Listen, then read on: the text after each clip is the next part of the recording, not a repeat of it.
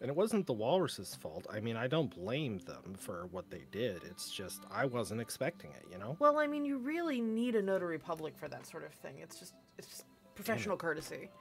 Yeah, I went to an actual CPA, but like that wasn't they weren't a notary, And unfortunately. don't forget the estate attorney. Oh, that's true. Yeah, yeah. Hi, everybody. Oh, hello. Welcome to the Yes and stream where Kyle does weird bullshit and we say yes and.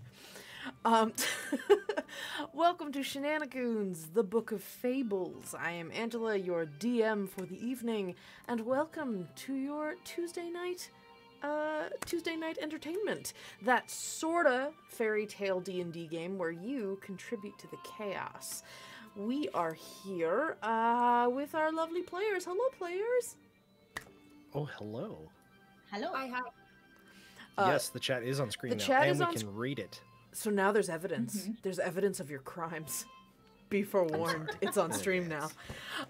No, it's mainly because I'm playing around with trying to get the layout working, and because Tessa is not with us this evening. She's a little under the weather, so we are hoping she makes a recovery, relaxing and effective recovery.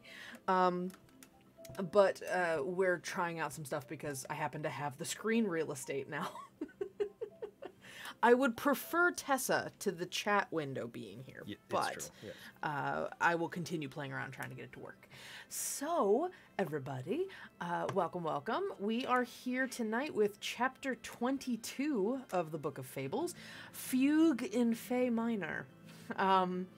So, we are, we're going to be playing around a little bit, but first, of course, we are members of the Nerdsmith Network. You can find out more about us at nerdsmith.org or go to patreon.com/nerdsmith if you want to support the stream. You help us keep the lights on, help us pay our artists and our performers and all that cool, awesome stuff. We are also here thanks to the wonderful generosity of several kick-ass sponsors. We are sponsored first and foremost by Eldritch Foundry, of which, once again, you can see our amazing new character builds. We colored them, but the original designs were from Eldritch Foundry, and they're a really lovely fantasy miniature designer. You can find them at eldritch-foundry.com or check out the link in the chat. That's our referral link, which helps support us and lets them know that we sent you. We also get a slight commission if you decide to purchase miniatures from them with that link. So please consider doing so. They've got some really, really beautiful artwork in there. We are also sponsored by World ANVIL. World ANVIL is an absolutely incredible world building and campaign management software if you are a novelist or a DM or any kind of person that would want a repository of knowledge for a fictional world that you have, or non-fictional, I guess. It's up to you how you want to use it. But it has incredible features to keep track of all sorts of aspects of your world. You have timelines and calendars and articles for people, places, and things, relationship hierarchies, organization charts, just the list goes on and on and on. They have some really cool stuff that their community has done fascinating things with. You can find all sorts of worlds there and make your own. You can sign up for free at worldanvil.com, and they have some really incredible features right out of the box. But if you would like to have even more customization features and some premier stuff, you can consider becoming a guild member, help support that their project, and be a part of their really incredible community. They have a really cool Discord, and just everyone is really supportive of each other, and it's really awesome to be a part of their family.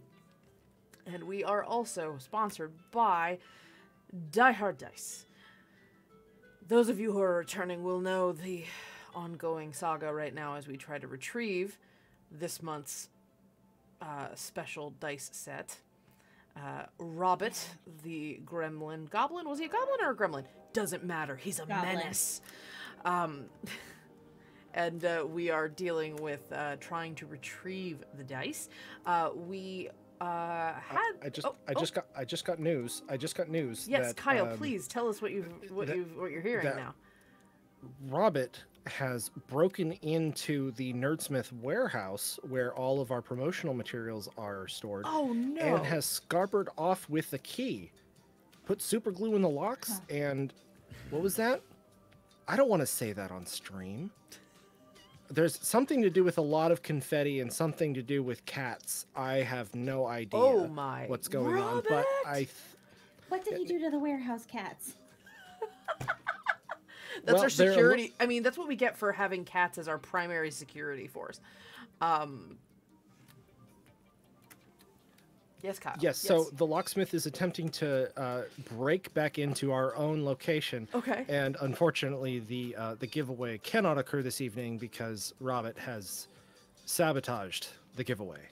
Understood. Thank you for this grim and dire news, Kyle. You're supposed to say back to you. Back to you, Angela. That is an incredibly long walk to say that we will be doing our giveaway next week. You can continue. We'll probably over the next couple of days put out the next puzzle for the for continuing to be eligible for the dice giveaway. The dice giveaway is now been rescheduled to April 6th. So you got to check us out next week to get your chance to win the dice. And thank you, Kyle. Tessa will be most proud of you. All right. And finally, you can help. Oop, that is not the right channel. I'm running stream tonight, so if you haven't noticed, sometimes something happens on the screen. But if you would like to help contribute to the chaos this evening, you can tip us on Streamlabs. Tipping us at different levels will allow you to unlock different bonuses to add a little bit of nonsense into the game tonight. If you gift $5, you can give a reroll to the party fund. That is a D20 reroll that they can have. We had a few very generous rerolls last week that were sorely needed a few times. So we very much appreciate it. If you tip us $15, you can get Spin the Wheel of Causality. That is our random table of magical effects that both affect the players and sometimes the characters and sometimes the players themselves. At $25, you can create an NPC. Pretty much, I think about half the NPCs we've had created have become kind of part of the campaign in some significant way. I will incorporate your NPC into the episode. And if you tip us $50, you can give us a DM Ex Machina, which is choose a player who is here tonight, and they will get 30 seconds of DM powers. I will take my hands off the wheel and allow them to navigate the game for 30 seconds. I can't wait to see what nonsense will happen when that occurs next. There will be nonsense. Yes, there will be nonsense. So yeah. And those are the ways that you can help contribute tonight to the game. And now I gotta figure out okay, there we go. There you are. Now I just delete the picture and it's gone now. Because I forgot to put it in the stream layout. All right. So with that in mind, let's have a little chat about what happened last week. Chapter 21, Escape Plan B.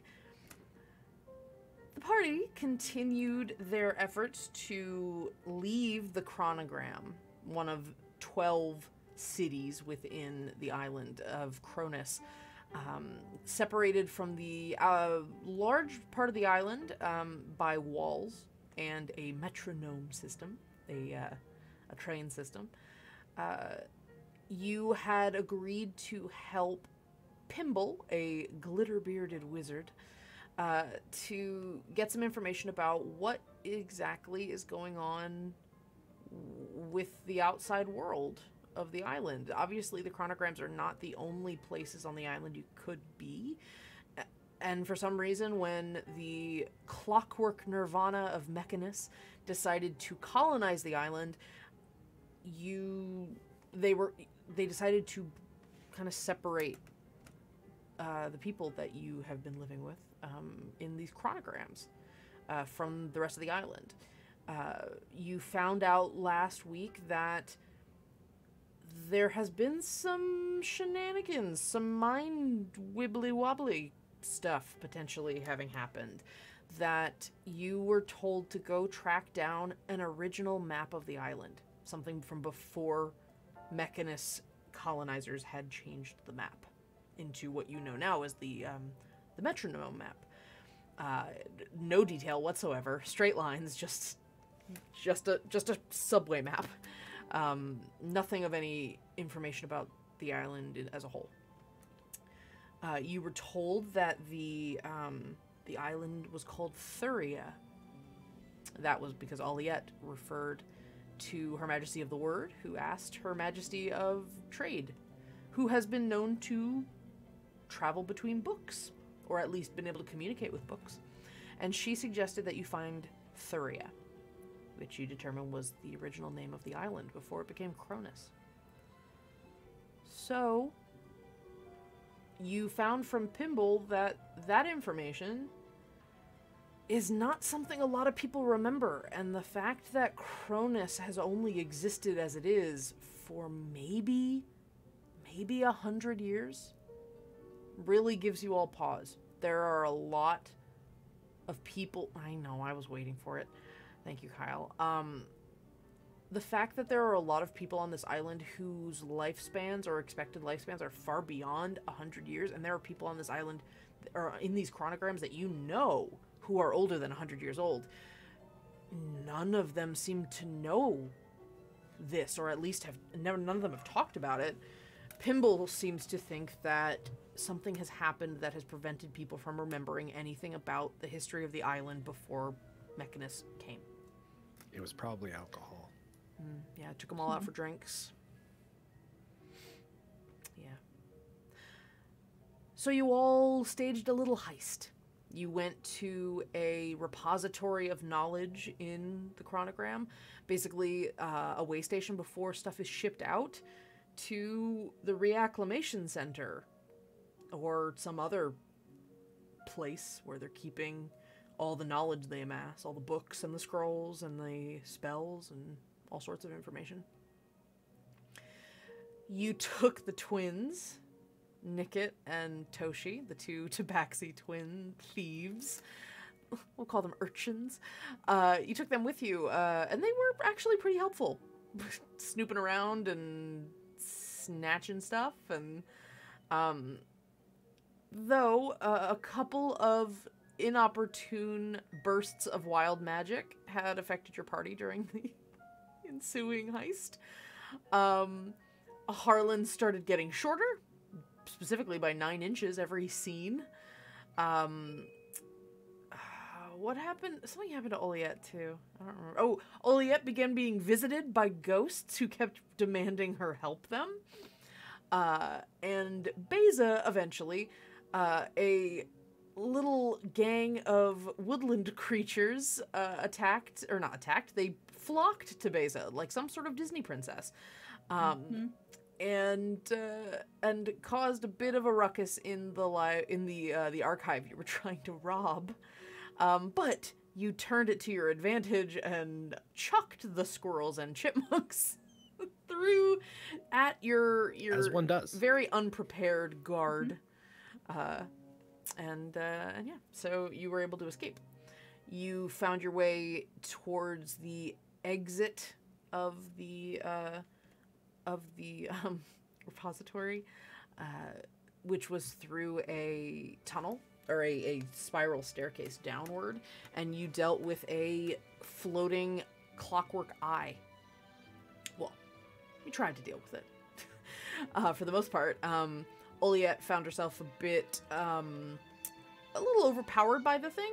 She kept getting eye-beamed by this, like, almost beholder-like thing. But with a bit of improvisation between Harlan and Verlaine, they were able to catch her mid-air and save her before she hit the ground, though the clockwork eye was not as lucky, and was eventually smashed to silent bits. The last couple of things that happened, or rather, you all got some magic items from Pimble, so you still have those. And you escaped through the metronome system with the help of a couple of friends of Pimble's, thanks to another donator with some NPCs last week. And now you are on the other side of the wall. You watched as the darkness gave way to a tunnel of light, and you were outside. Like, legitimately. You saw the walls towering around the chronogram, but you were on the other side. There was a field, mountains in the distance, a forest. But you very, very quickly rolled to a stop as Villain, like, slammed on the brake as you hit what seemed to be an external, almost like emergency exit train station. So that's where we start. The twins are like a little like scared cat, like they're just kind of gripping the pole inside the train car. Parra got a little jostled. Villain sort of sitting like just gripping the brake. Harlan is just like full on Garfielded to the windshield of the train. You're supposed to wear your seatbelt. It's important. Or at he least hold on was to like things. 20 inches tall at that point. Oh, that's true. That's true. That's fair. When everybody kind of comes to a little bit, Harlan, you do, you kind of reach out to steady yourself, and you are much higher up than you expected. You actually have returned to your normal size. Maybe you just needed a near train crash. Maybe that's all you needed. A little bit of a startle. You know, like the hiccups. Yeah, next time I'm gonna ask you to shout boo behind me or something. You know, that'll fix it right up. Oh yeah, Good, totally. good job, stopping the train, Villain. Thank you. It rhymed. It just takes. They're just like.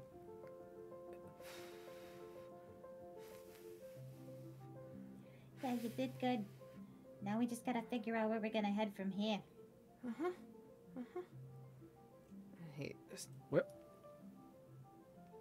Would you like some help I- letting go of the handle? I got it. Okay.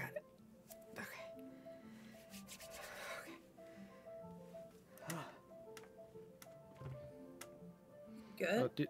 did Just have not been. That was my first time driving a train. well you took to it like a natural, I must say. You kept things on track. Thanks, I hate it. And he tries to. He's a little wobbly, but he does stand up after. But you know, there's a first day building with out here. full depth perception, and yeah. In a while, yeah. Oh, that's right.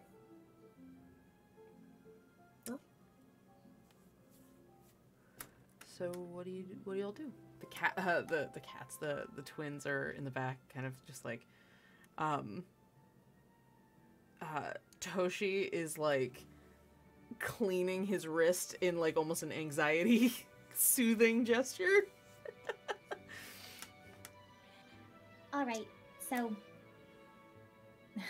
the way I see it, we kind of ended up with an expedition that we weren't planning on. So first things first, we got to figure out what kind of supplies we have. You two, and she points at the kids because she can tell they're nervous. I need you two to look around this entire train and find anything that's potentially useful if you're camping. You haven't been camping before. It means we need things that can make fires, we need things that can carry supplies, any kind of food or water. Okay. And weapons. Any weapons. Make sure you look for those too. Nickit is like, everything's a weapon if you try hard enough. This is Well, that is very true. accurate. I like you. Thank you. And she pats Toshi on the back, like, come on. And he just sort of, okay. And they both get up and they start scrounging around in the train car. What does the terrain look like outside the train? It is it's a bit overcast. Kind of looks like and I don't know if I described this before, so just don't worry about anything I described before. This is what it looks like now. Its distance puts everything in perspective. It was weird. Yeah. I think you said large trees. Yes, there's some mountains in the distance. There's large trees. You guys are in the middle of almost a field, like I mean, honestly, kind of a no man's land between the woods and the wall.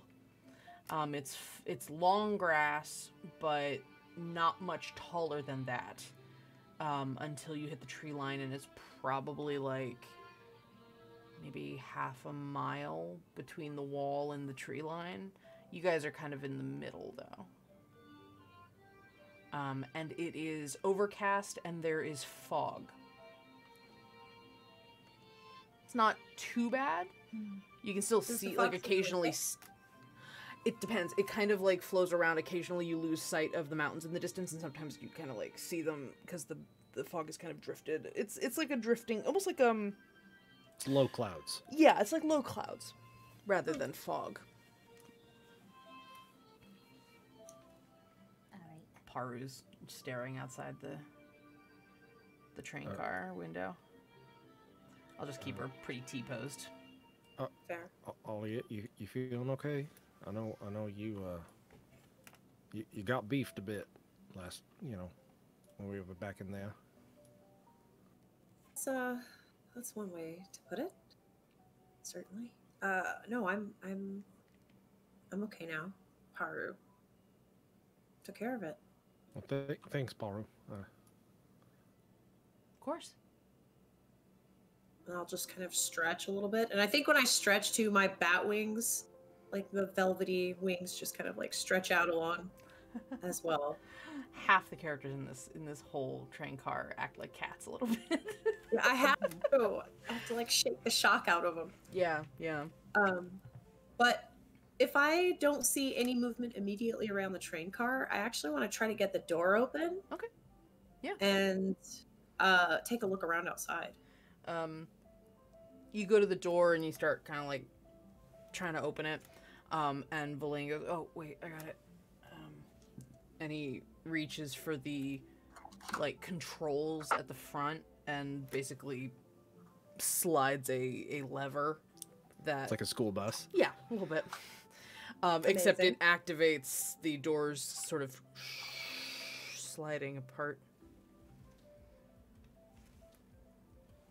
And the fog cloud cover is it doesn't roll into the bus, but it's on the what you call it, like on the bottom step.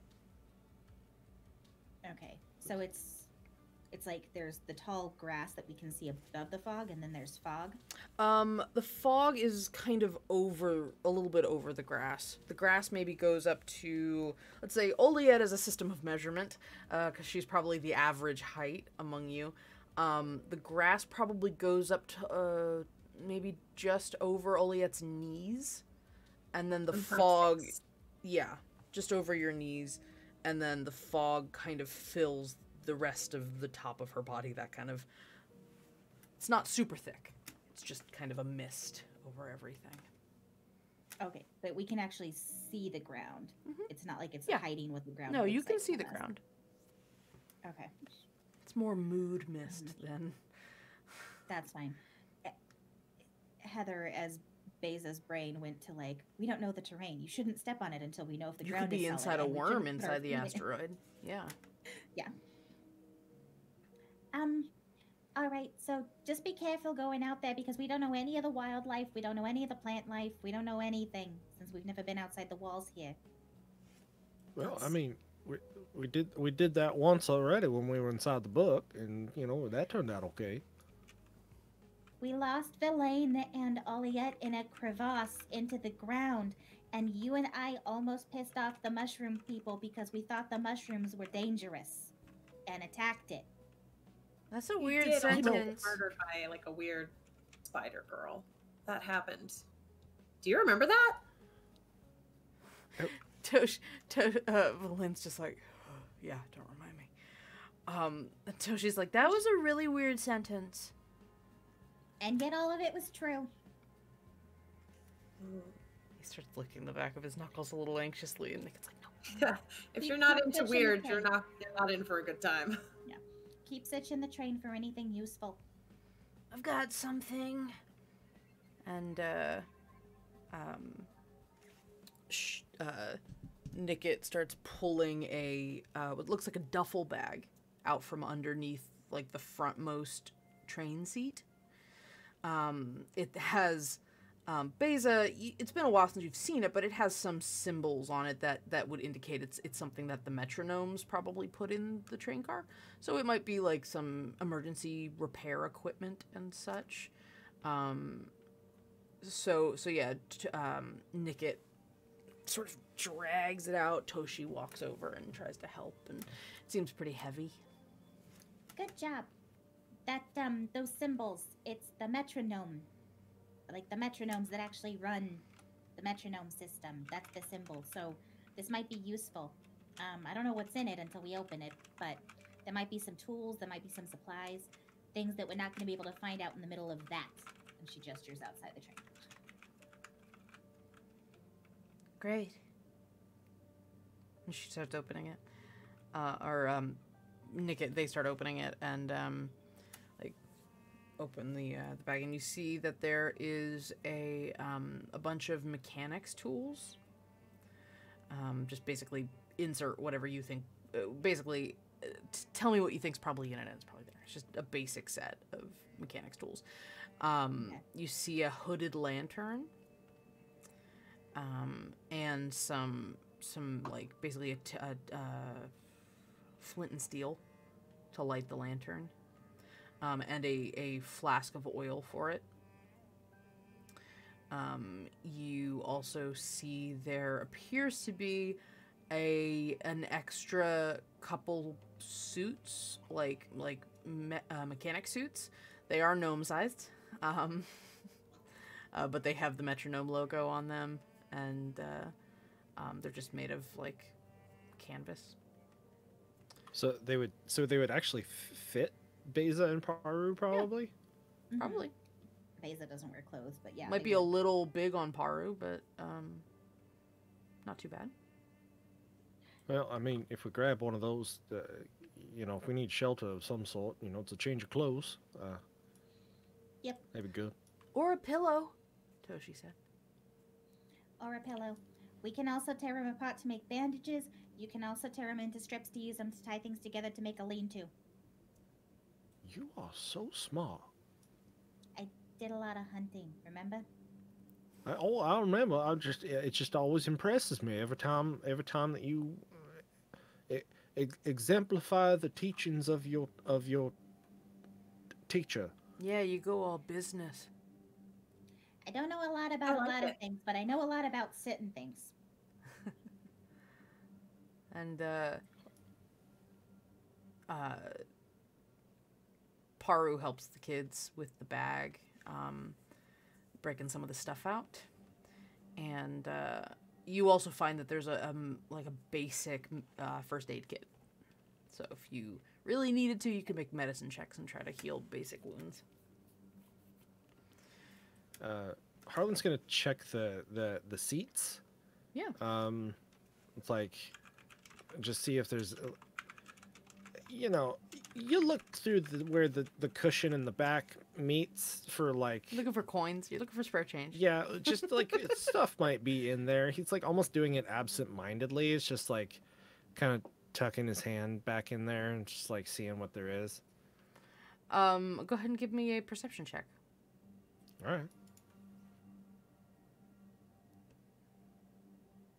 That is a 21. Holy shit. You feel back there. You find 2 gold. Don't mind if I do. And you find a metal finger, like a clockwork finger. Gnarly. That's Well, that's kinda 200% grisly. more gold than I have, by the way. It's okay. You guys are out in the wilderness right now. Who cares about gold? It's true. Congratulations, Harlan. You have 2 gold. Where are you going to spend it? You can rub them together. That's about all you can do with them right now. Put them on my eyes every night before I go to sleep, just in Stop. case. Oh my god. God. Oh my god. Oh. Once the doors are open, I want to, as quietly as possible, I'm gonna try to fly up and get on top of the train car and Okay. see if I can see anything in this. What are you looking for?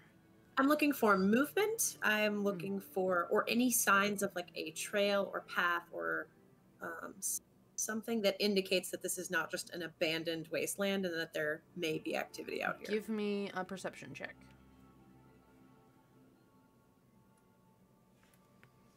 That's not that amazing. Yeah. It'll be okay. 7. So you're looking out and there's a lot of just, I mean, not wasteland, but there's a lot of wilderness out here. The biggest thing in your view is the wall. It just towers. We're talking hundreds of feet up.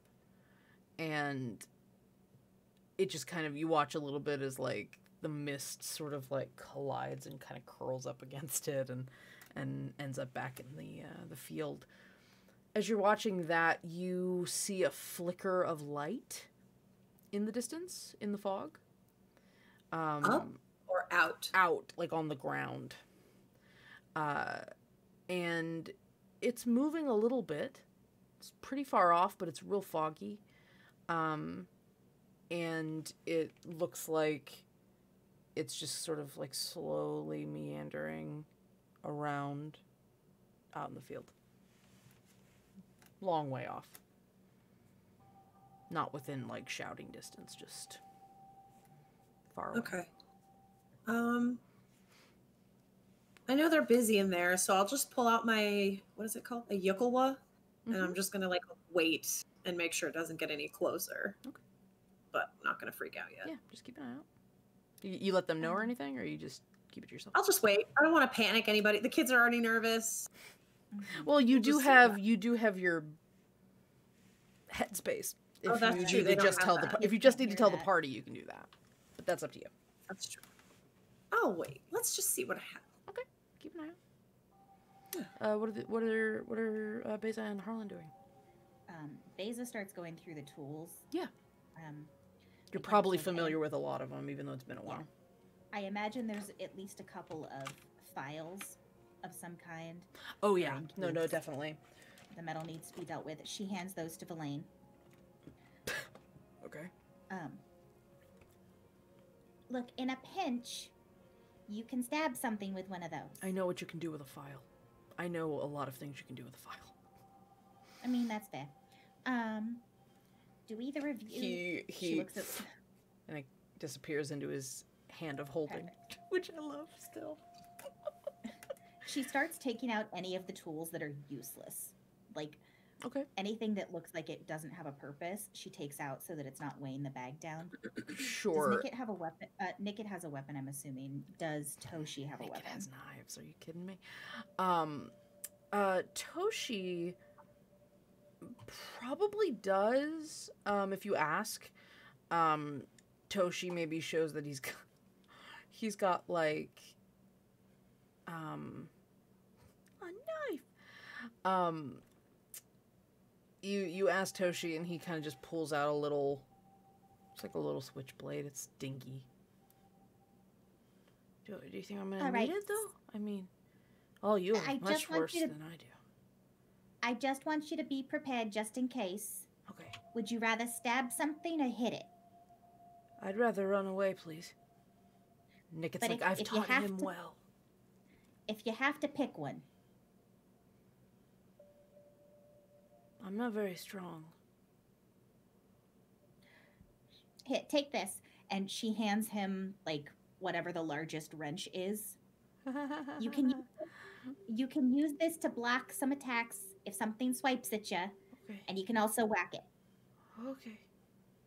Whack it. Okay. Bop it. Twist. Hex it. He basically goes through and does that. Like any of the wrenches that could potentially be projectiles or used to hit something, she keeps those. Any of the random tools that look like they have to do with the fiddly bits of the train that they're not probably going to have a use for, she tosses. Extra nuts and bolts. Like Allen wrenches. Yeah, specifically for those.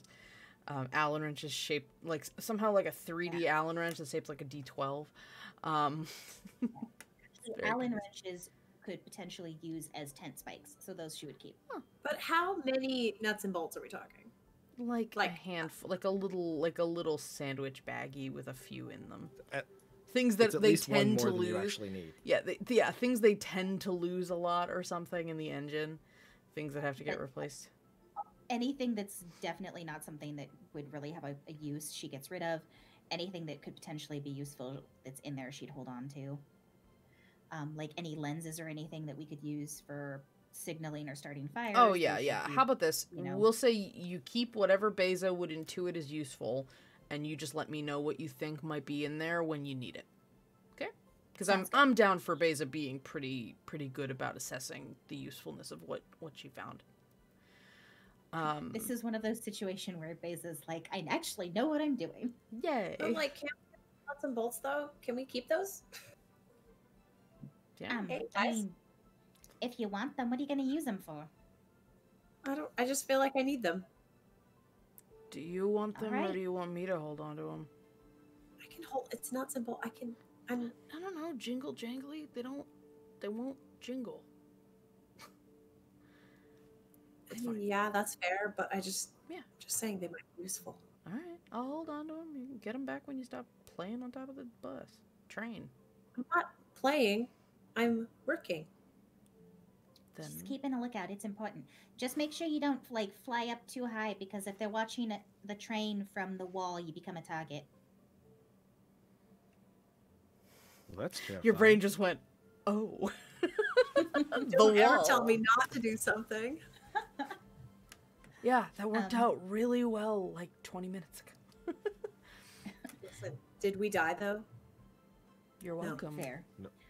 Is the wood of the seats and stuff varnished? I'm guessing it probably is. It's the wood. It's more metal than wood. Okay. So there's It's kind of bulky subway car. And lots of what do the rivets. trains Lots run on? of. Are they running on like steam or That's a coal, great or- question. You don't know. You just hear the clockwork. You don't really know what it runs on. Elaine, do you see a spot where we could open up this thing and take a look at what keeps it running? I mean, there's not like a pop top switch or something. Like, it's just gonna pop the hood. Just hold on, I'll go look. And Villain kind of climbs down out of the train and starts looking around at the front. You see him start kind of like inspecting the surface of the front of the train car, looking for any what looks maybe like a panel or something to lock, like to pick, to get open, and you hear him kind of fiddle around with it, and you hear in your brain, there's a couple of service panels over here. You might be able to crawl in if you're small enough. I mean, Beza, you want to take a look? All right, I'm on my way. And she'll go out to where he is to take a look. So Harland is he'll walk outside the car just because he doesn't feel terribly like his services are needed inside the vehicle. Mm-hmm. Paru's hanging out with the kids, like, trying to help them out and keep them calm and stuff. Harlan will walk outside and like set his shovel down in the soil and like like take a big deep breath and just see like, so just see like what the air's like, and just how, if it's, does it feel any different outside the wall than it does feel inside the chronogram? You know, what's the Well, general like terroir of the It's actually not unlike the chronikers. The outer sections of the wall, on the inside of the wall, like where you grew up. It's not. Yeah, it's fresh. There's a little bit of a not swampy, but it's a little peaty out here. Might be slightly more humid. Especially given that, given that like that, like peat, that moss almost aroma, that like dense plant matter type thing. Yeah. I think he's gonna kind of like look down at the soil, like where his shovel is, and kind of like set his foot on the back of it and just like start kind digging? of. Well, I mean, just a single shovelful, like just gonna Sure. turn over a shovelful of earth. Basically, it's like just want to check the quality of the soil. Sure. Go ahead and give me Go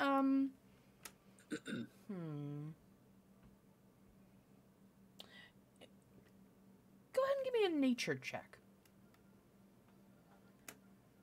That thing that was in the grass that I saw, Mhm. do I see it move when everybody starts exiting the train and be bopping around outside? Do I notice a change in that pattern of movement? Not in that one. But Oh. you do see another one. Closer? Not much closer, but opposite side of you. Oh, okay. Well, Like, now's you the time, I see- think. Yeah, go ahead. Hey, friends, maybe we should stay quiet and also keep your eyes peeled. There's something shiny moving in the grass, but on both sides of us.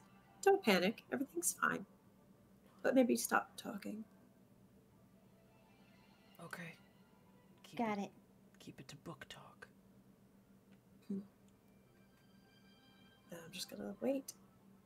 And Paro's like, I'll try to keep the kid. I mean, the kids are already pretty quiet, so that doesn't take much effort. Got a 15 on my nature check. Oh, okay. Cool. And also, just for shits and giggles, give me a perception check, too, as you're looking through it. But the quality of the soil, it's rich and dark. The grass here is not like dead grass. It's very verdant. It's very green. And these big, it's kind of neat. They almost look like, my brain just went to Honey, I Shrunk the Kids. Like, they just look like oversized blades of grass. A very wide leaf grass, but it's all kind of like, it's not very breezy right now, but it is very, like, you could move it really easy. I want to live here. Got a 6 on my perception check. He's real focused on the soil. Well, it was for the soil. Like, if you noticed specific got things in the soil. Got it. It's dirt. Yeah, it's dirt. There's some pebbles in it. You do catch a bug. There's a bug in it. It's like a little millipede. It's just chilling. Well, it's freaking out a little bit now because you dug it out of the water or out of the dirt, but it looks pretty mundane. Oh, you go back to what you were doing, little fella. You just keep on keeping on. Why Yeah, that's don't right, you? motherfucker. No, I'm just kidding. Oh my god. It just flips me off with 1,000 feet. Oh my god. So yeah. You just you let it sort of drop back into the dirt. Do you just kind of, or do you Yeah. do anything with the dirt? I wanted to like sift it through his fingers, like see if it. He's trying to check and see if it's similar to the soil back home, because he knows that the soil back home is like. This seemed a little more, Healthy. like I said, it's got a bit more of a peaty quality to it than like fresh farm earth. So it's a little, again, I'm trying to figure out the word for it. It's not quite a swamp. It's just, it's not even marshy yet. It's just, yeah, it's just moist. Damp. Damp, Bog. sure. We'll just say slight boggy quality to it. Sure. Little spring in the step as you. Yeah. Okay. Baza's not sinking into the ground, is she? No, she's not. Okay. It is a little squishy, though. All right. What's inside the hatch? A lot of mechanical stuff. Go ahead and give me an intelligence check. Okay. Okay, you're trying to assess what's going on in there.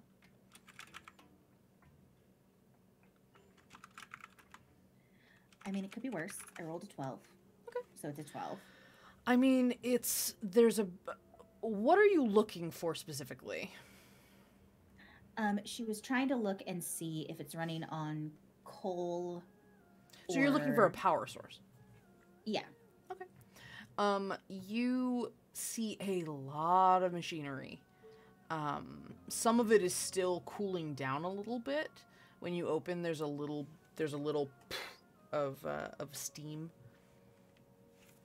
Because I mean, this thing only just stopped running, and I will say Verlaine did turn off the power, intuiting the idea of we should probably be quiet. So at least the train is not making a ton of noise. And you see what kind of looks like a cylinder shape. It's a little more elaborate than that, but the basic shape. And there are runes written on etched into the cylinder. They are they're dwarvish script, but they're gnomish. Gnomish uses dwarven script for its writing. And you're familiar enough. You know gnomish, right? Mm-hmm. So yeah, you see, it's kind of an abstraction. It's not like a sentence. Runes are more conceptual than that. This is not straight up dwarvish. This is runic language, which is, yeah, it's a little different. And some of the things you see on the cylinder revolve around momentum, like strength, power, energy, movement. So this cylinder seems to be at least partially responsible for the movement of the train. It is a solid brass or bronze sort of material. Rather, you can't see inside it. Okay. It's a little deep in there. She crawls back out. Okay. All right, nothing useful. Okay. At least not for what we're doing. Yeah. Okay. Verlaine has started casting eyes out. Yeah, she does this. She keeps an eye out and switches to mental discussion. All right, everybody. So I think we've pretty much gathered everything that's useful on this train. If we're going to keep exploring, we got to leave the train for multiple reasons. One is those things that Aliette saw. Another is that if we stay by the train, we're too easy to spot from the wall. So, Aliette, can you tell which direction looks better from where you're at? DM, if you described that these whatever this is kind of off to one side and the other, Like, could I say you're facing the wall and the lights are left to right of you. Behind you is the forest. Still a ways away, maybe like a quarter mile if I turn away. around, does it seem like we could make a break for the forest and perhaps avoid interacting with Give me a whatever perception this check is? as you look for any other lights in the fog. Oh my god, that's even worse. That's a 4. You have rerolls. We still have rerolls. Let's This feels important. I'm gonna encourage. I agree. Okay, This that's feels a important. 16. There you go. That's much better. That's really unfortunate. Yeah, you see more lights. You start seeing like a turn, like almost turning into view. Another light. It's a little closer. It's between you and the forest off to the side. So like you still have a clear shot to the forest, but there are just a couple more. Well, one of them is close enough that you're like, oh, there's a figure attached to the light. And you're kind of like trying to focus and see what it is, and it looks maybe like a mounted rider with and there's a light attached to like there's like a light sort of at the torso height. Does it? How far do I see this? I assume this is the closest one. How This far is the it from closest us? one. They're probably about maybe like 100 feet, 200 feet out. So like, y'all are trying to be Okay, but quiet, and the fog is obscuring your view. So one hopes it's doing the same on in the other direction. Okay. So if that seems like our most clear shot, Mhm. I will. Haru, can you do that thing where you make us extra quiet again today? That's a good question. I should have checked her.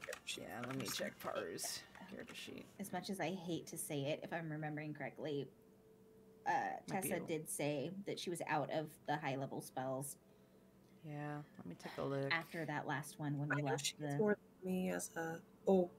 Oh. What? Oh. She only has cantrips left. Okay.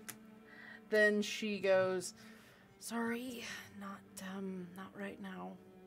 I'm still a little Okay. spent." Yeah. I mean, I can create a more of a path for us to walk as we go. Well, maybe.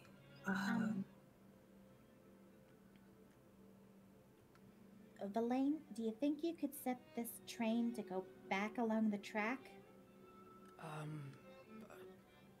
I could take a look. I'm not sure how hands off this thing is. What if we maybe?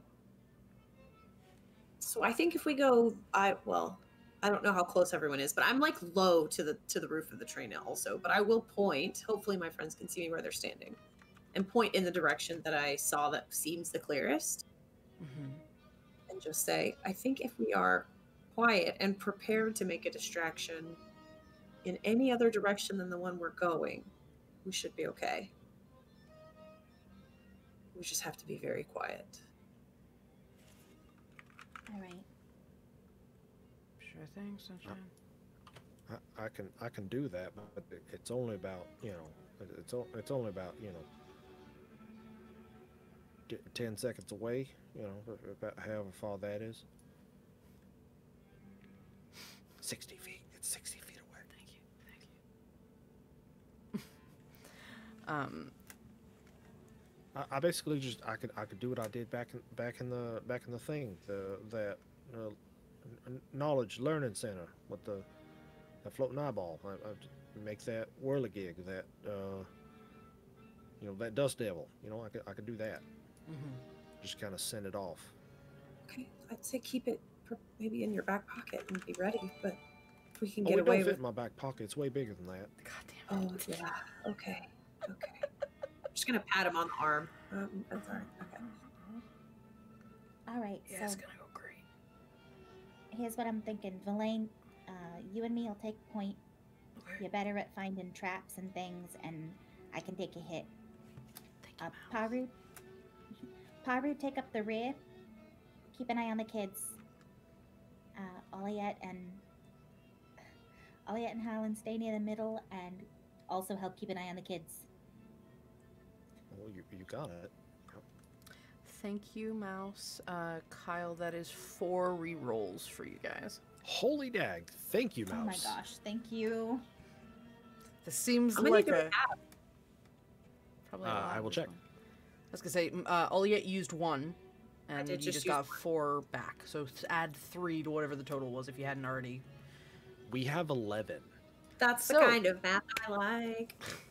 So use them if you want. You have them. Yes. So Okay. this is not a situation necessarily. I think you all trust each other enough. This is probably not a situation where you have to be like, is it okay if I use one? Is it okay? Like, if you need to use one and you need it, use it. What if it gets scarier? I don't know. Okay, so, Paru says, alright, I'm gonna bring the kids out if we're good. How? Before we go, does it seem like the fog is far-reaching, like vertically? Does it seem like it goes up a long way, or do I think I might be able to get above it? You might be able to get above it. It's, probably... Total, you'd probably be clear of any fog if you went up about 30 feet. You'd be Okay. clear of everything. Okay. Maybe I'll stick to the... Maybe I'll hop back up in the air and try to clear the fog and watch from above in case anything's going crazy. Because I'll still be close enough to tell you if something's coming. What about the wall? What about the wall? What if they're watching from the wall? I mean, we don't know what the range of that eyeball was. I mean, that's fair, but we're outside of it now. What are they going to do? Shoot you? I mean, that's a possibility. If you fly up above the fog, you're basically turning yourself into a really beautiful blue target. Oh my god. Besa, thank you. You called me beautiful. You missed the target part, Sunshine. Right. Fine. No, fine. Okay, I mean, okay. if you really want to, I could just stand underneath. Do what I did last time. Well, we'll revisit that. Okay. That was a whole experience. Yeah, sorry about that. No, we'll just stick to the grass then. Maybe that's it. At least if we get into the tree line, if you fly up, they're not going to see you from the wall.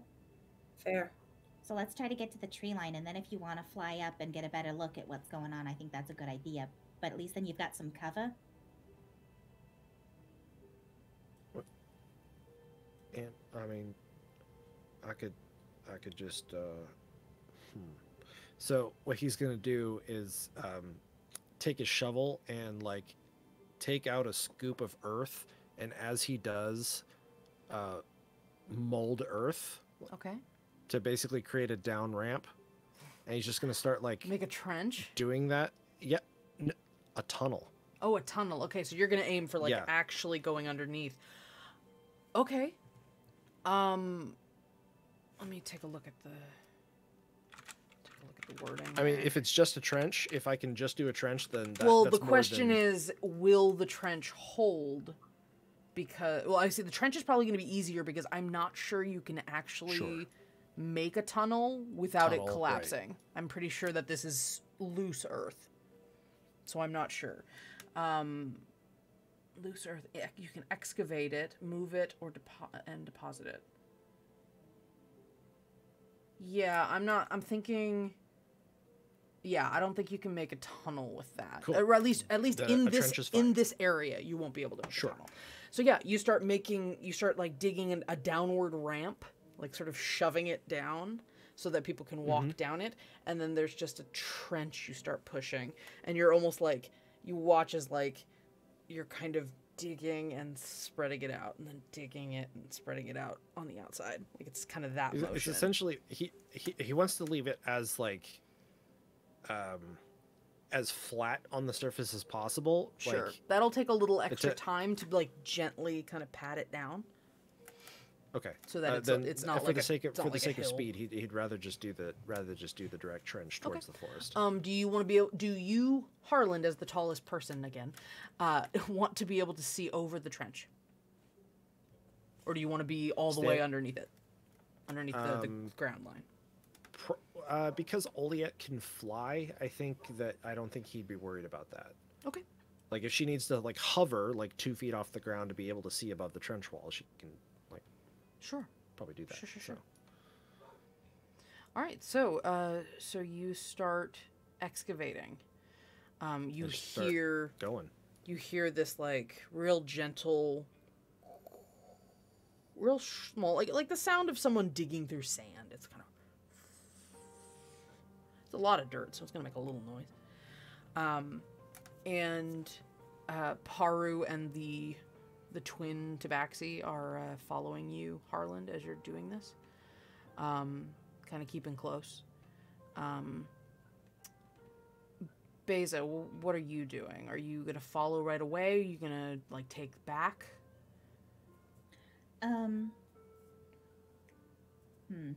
If he's gonna do that, because she won't be able to see. Yeah, correct. Sit on his shoulders. I mean, that's an option. Okay. You okay with that, Harland? Yeah. All right. So Beza, you Harlan bends down for a piggyback.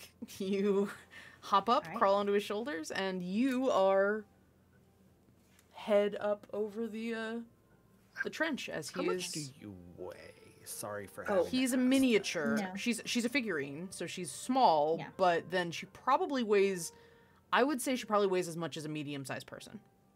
Maybe a little on the upper scale of it, but just to kind of keep it More than loosey-goosey. 240 pounds. It's probably less than that. She's Perfect. not It's like a solid Great. stone. it's like a Then we're- Because she's Then toddler. we're doing that. I was gonna say, like, if you had a toddler that weighed 200 pounds, that might be the kind of scale we're talking, in terms of how small versus how dense her stone Well, is. she's Sure. also not solid air shell. That's true too. But the Fair. the bronze Because is gonna be a she little does. hard, or a little Yeah. heavy. But yeah, so yeah, you're able He's to fine with it. yeah, you're able to carry.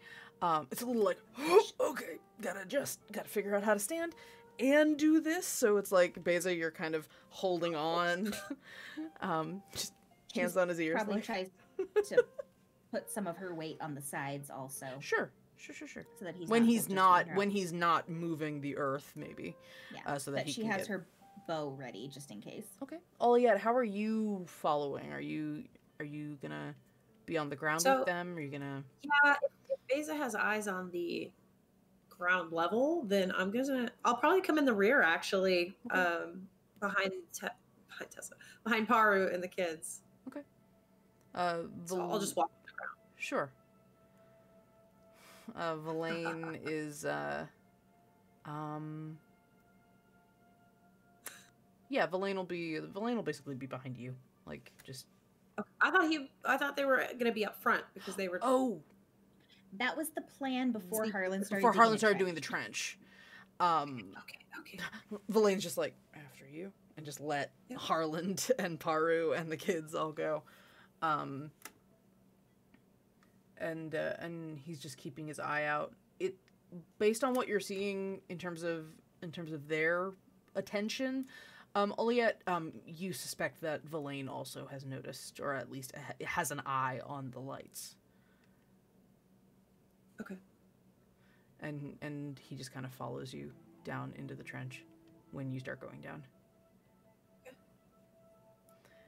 All right, everybody give me stealth checks as you start trying to quietly do this. Harland, you're going to be doing it at disadvantage because you're currently casting. I'm pretty sure Mold Earth... Does Mold Earth have a verbal component? No, just somatic. But you are moving dirt. Like you're in the middle of another activity and you're carrying There's Beza. an audible crunch. Yeah, you're it's dealing. It's a 5 foot cube. Yeah. So it's a lot. I'm assuming this doesn't count as rocky terrain. No, it's not rocky. Okay. No, you can't use your kick-ass little figurine, like, hide in stone because you're a tiny stone thing. 16. Okay. I got a nat 20 for a 23. That's Nice. great. That's nice symmetry. Oh, I don't like that. Mhm. We have rerolls. I have I no just used one. rerolls. Cool. I feel like if you're using it for Verlaine, we should be allowed to say that you have a reroll for it. I rolled 2 nat ones out of 3 rolls. Jesus. It's great. Nick, it's fine. She rolled a 15. Elaine and Toshi rolled 1s. So as you're all treading down through this trench that Harland is going. What did you get, Harland? Did you? With disadvantage on an 11. Not bad. Pretty good. That's after re-rolling a 6. Yeah. So as you're traveling through this trench, it's eerily quiet. You're all trying to be as soft-footed as possible. Thank you, musical cue. And there's just that gentle crunch of dirt, and you hear the shifting that as Harlan's trying to, like, you actually can pack it a little bit because it's that loose of dirt, so that you got some leeway.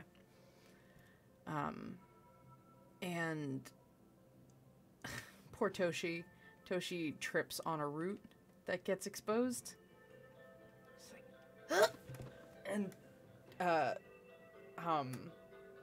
Nickit reaches out and kind of like grabs on to the back of his coat, just like, oh, sorry.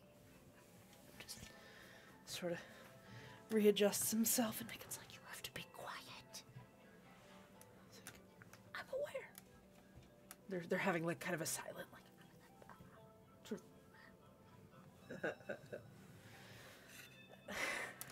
You hear Verlaine. Paro, can you like smack them and tell them to be quiet? I'm not smacking them. And Harlan will say out loud, like, I've heard that fog can dampen sound. I don't know if that's true, but it sounds real good right now as I dig. It's more the sound of digging that I'm most concerned about. But, so, the kids are fine. Don't worry about the kids. Toshi seems visibly reassured by you not being mad at him for tripping on a root.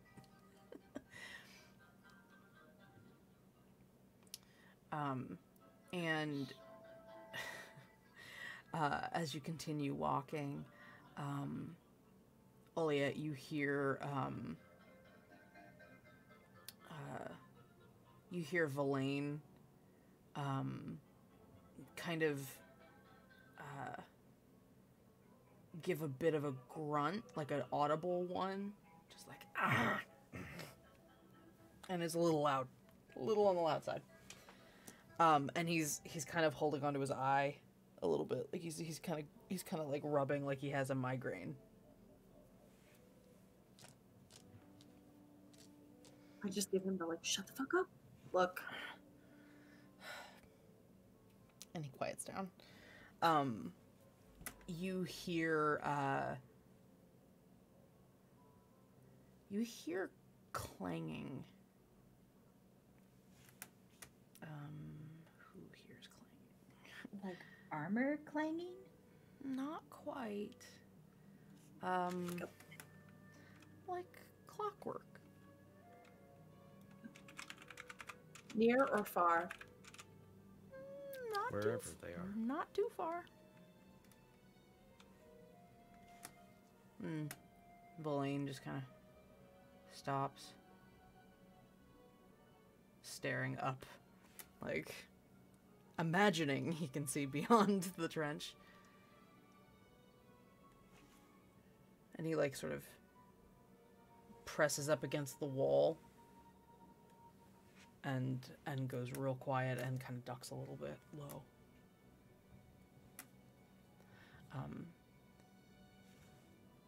Yeah, just Harlan, hold off. Just get on against the wall.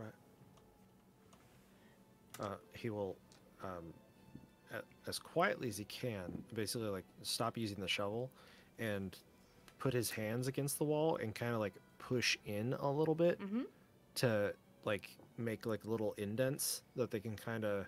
Okay.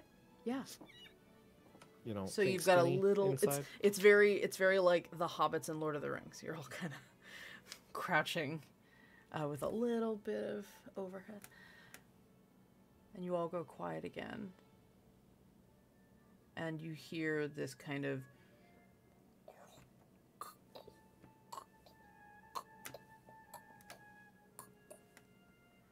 mix of a horse and a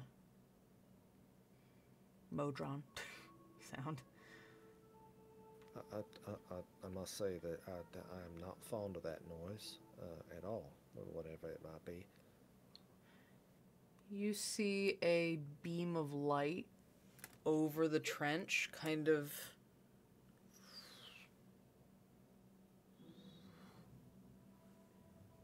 And you're all sitting there.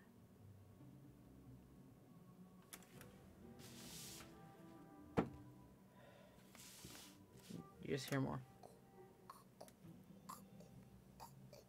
And the light starts kind of turning away.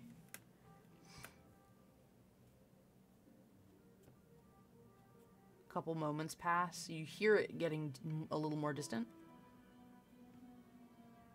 So what do you do after maybe like a minute?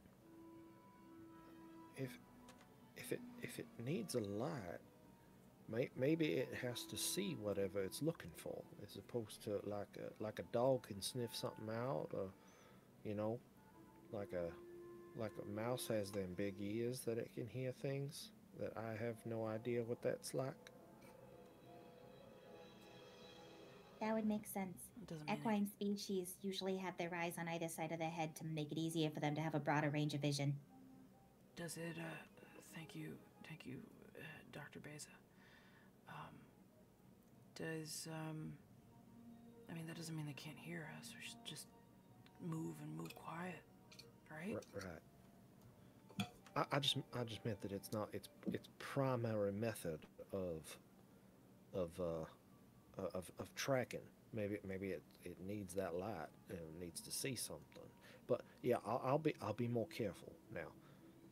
So he's gonna resume, but instead of making like a trench, he's gonna try to shrink the size of the into more of like a hallway. Okay. So it's like a tight It's like space, one so person it's wide, maybe just a Harland wide instead of a Right. little bit of breathing room there. Sure. Because you're thinking like the grass is like 2 feet tall. So if it's 3 feet wide, it's not going to be as visible of a trench. Yeah, no, that's fair.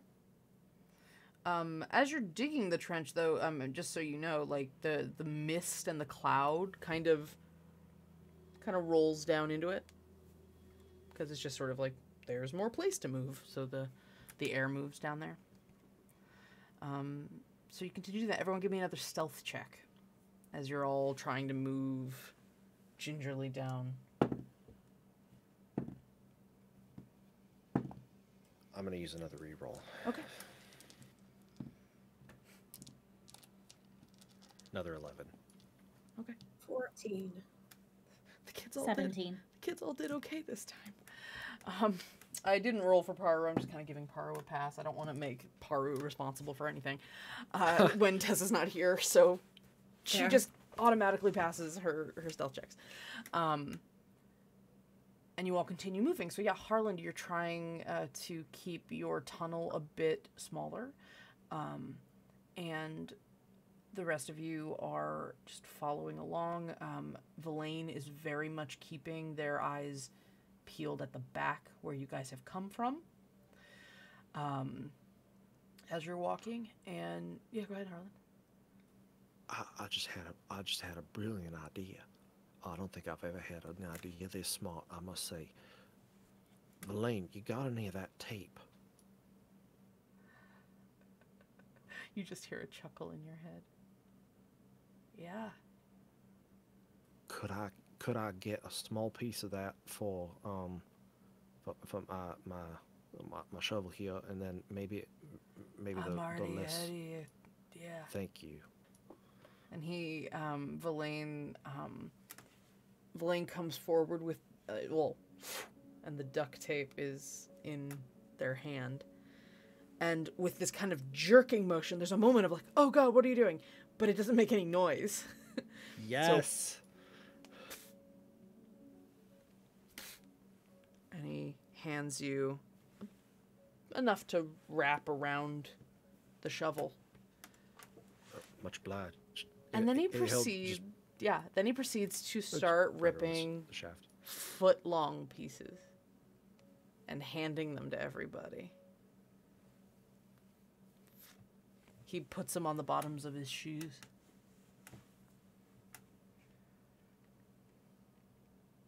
And when he does, he goes,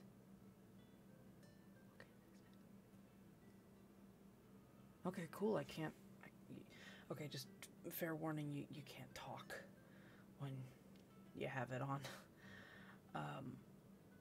But maybe just tell the kids.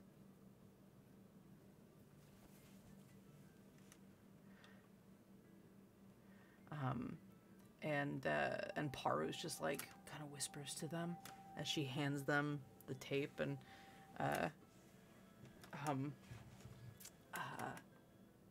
Nickett looks kind of down at her bare feet. Just kind of puts them on her wrists and doesn't make any noise. Like she goes, and there's no noise.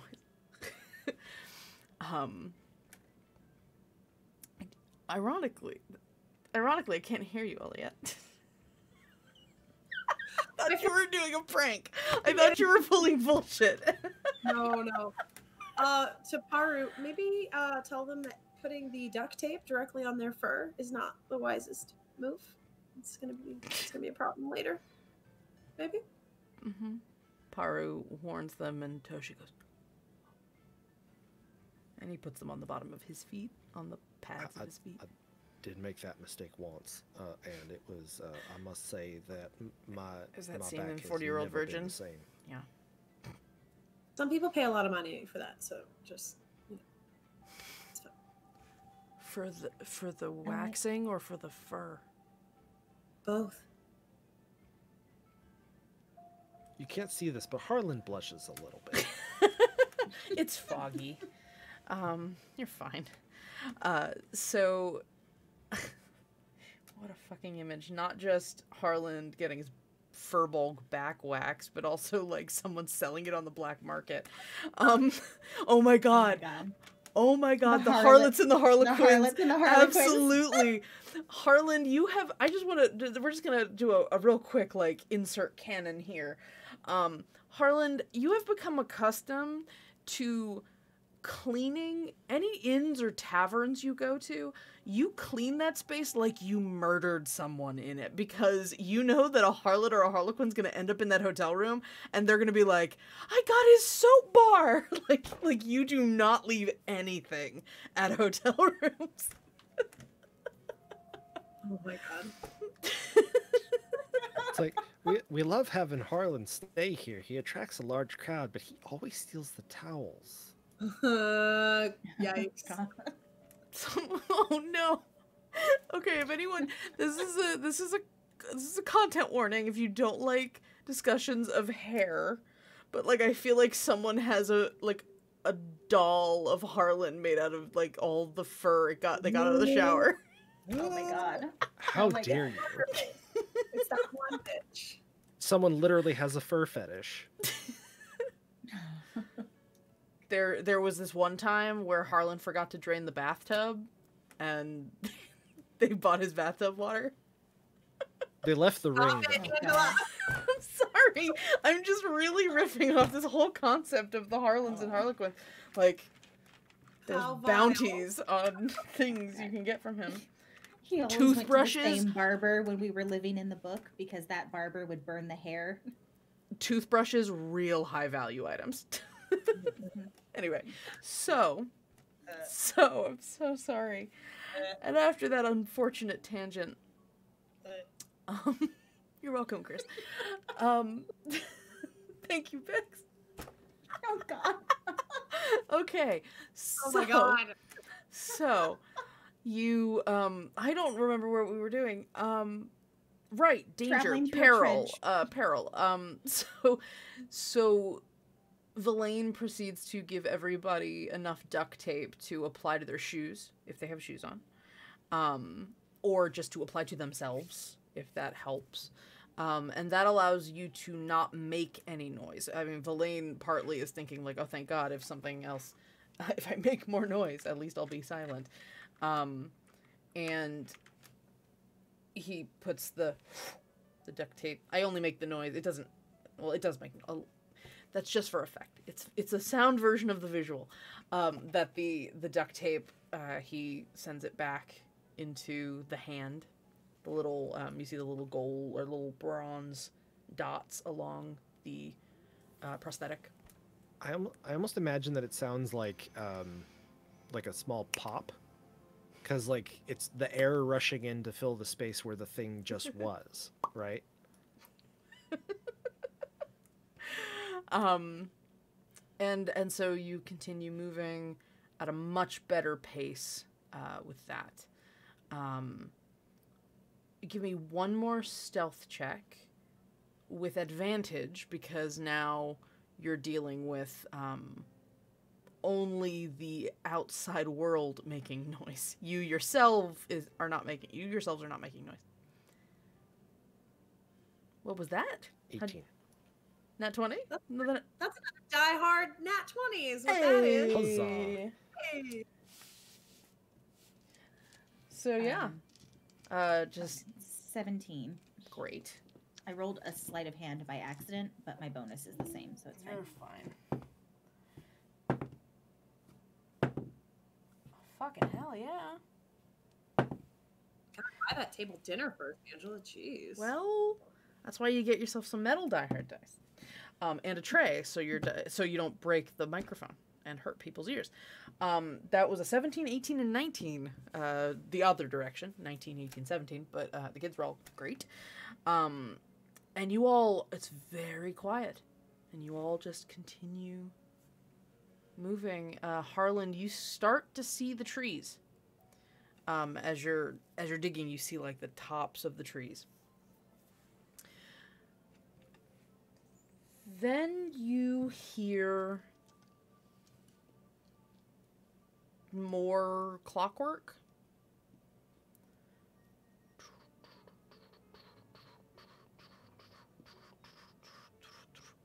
And Walls. Verlaine looks down the tunnel, like back the way you came.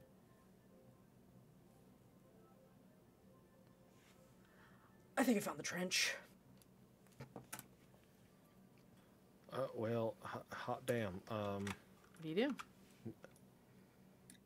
Beza gets off of Harland Okay. and starts heading towards the back where Verlaine is. Y'all, I'm gonna tunnel us out of here, and then we're just gonna book it, and I'll just make sure that there's no way for them to hop out. Why don't you just make a wall?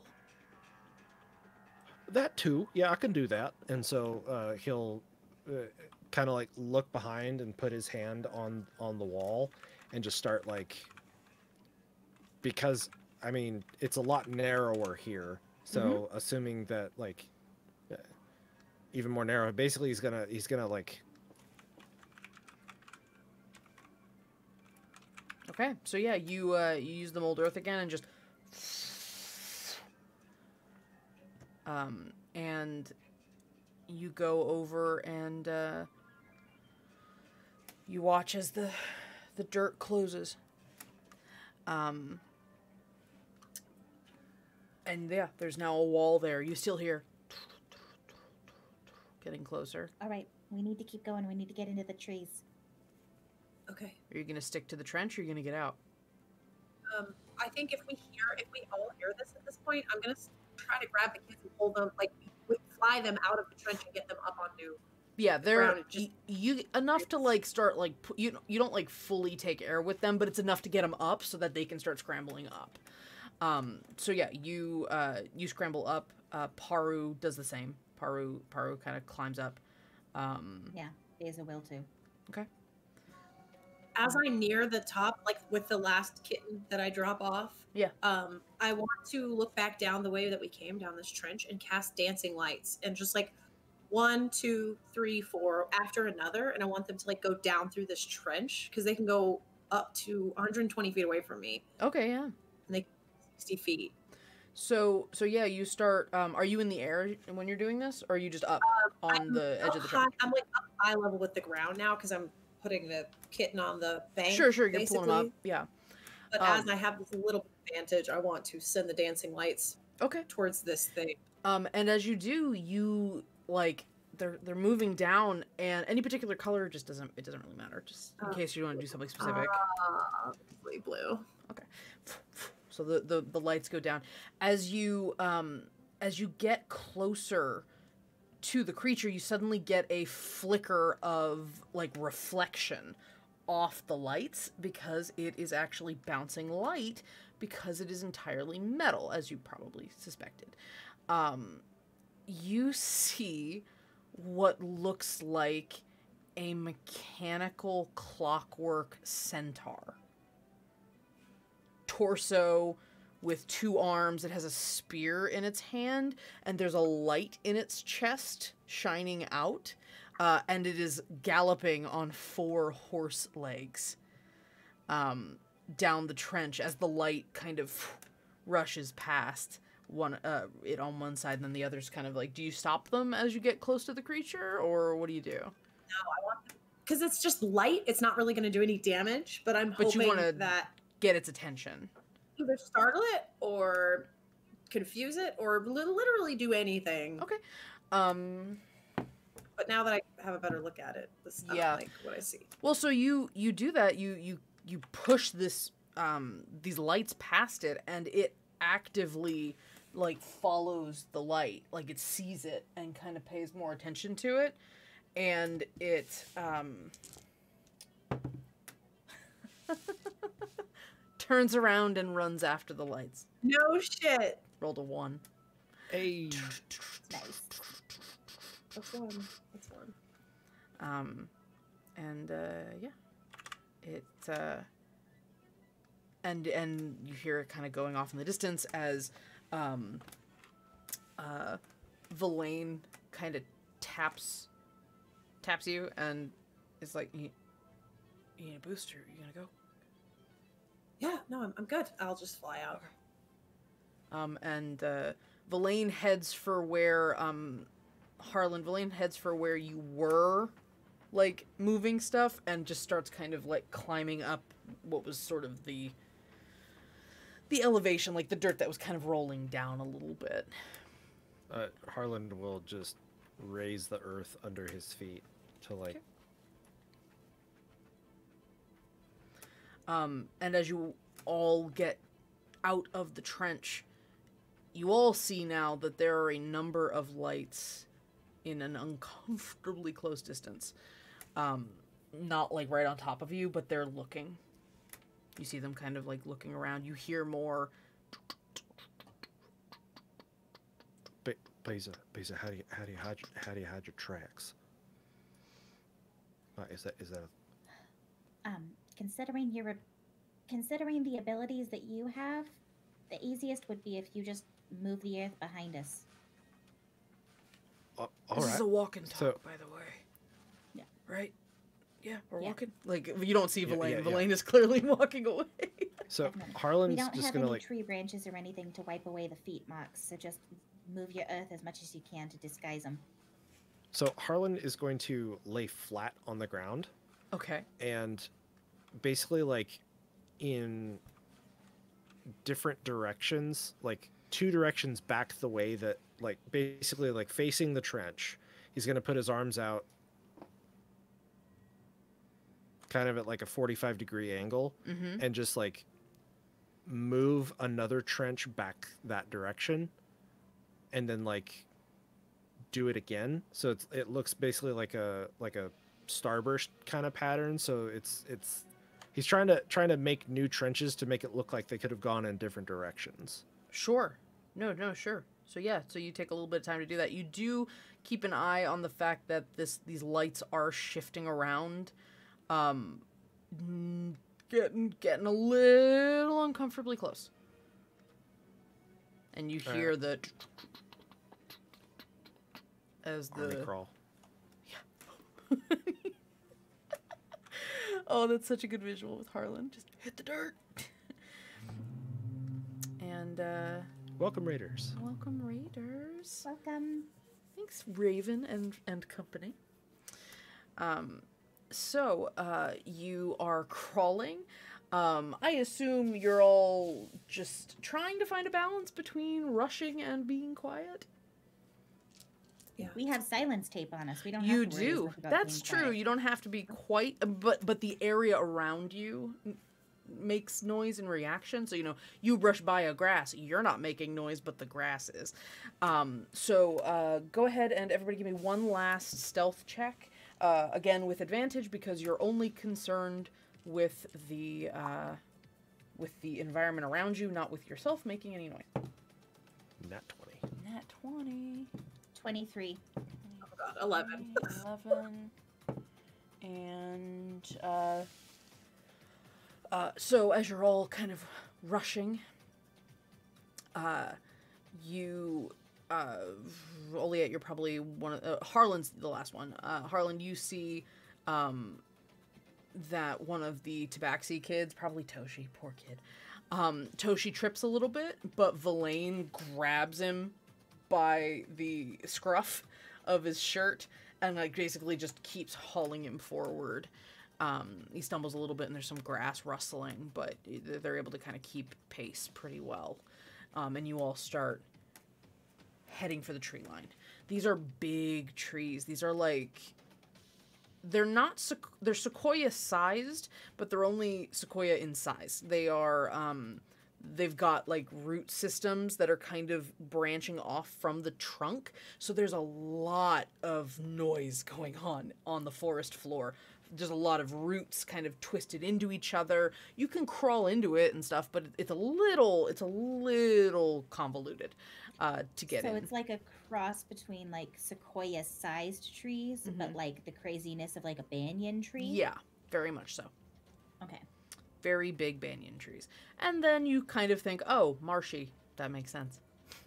That you've got slightly marshier based, like mangrove tree kind of thing going. And you all sort of dip into the forest line.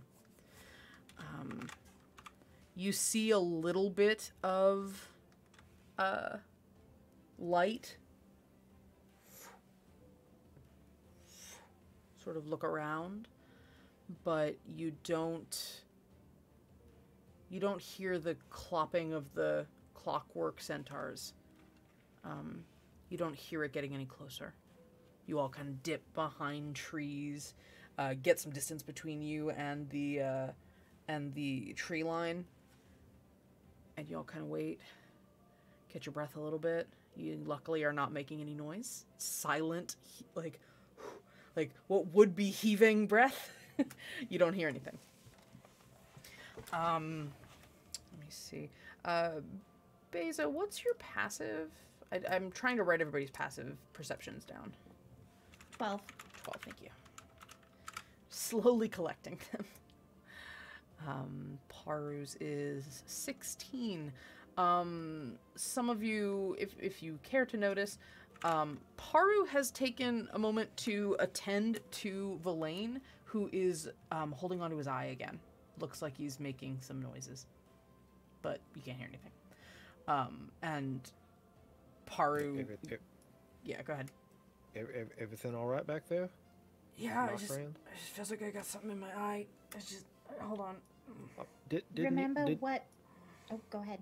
Yeah, didn't he say that it was going to be a little bit taxing at first? That you didn't want to overuse it? Yeah. And Paru's just kind of checking on him, like, I've got water if you need...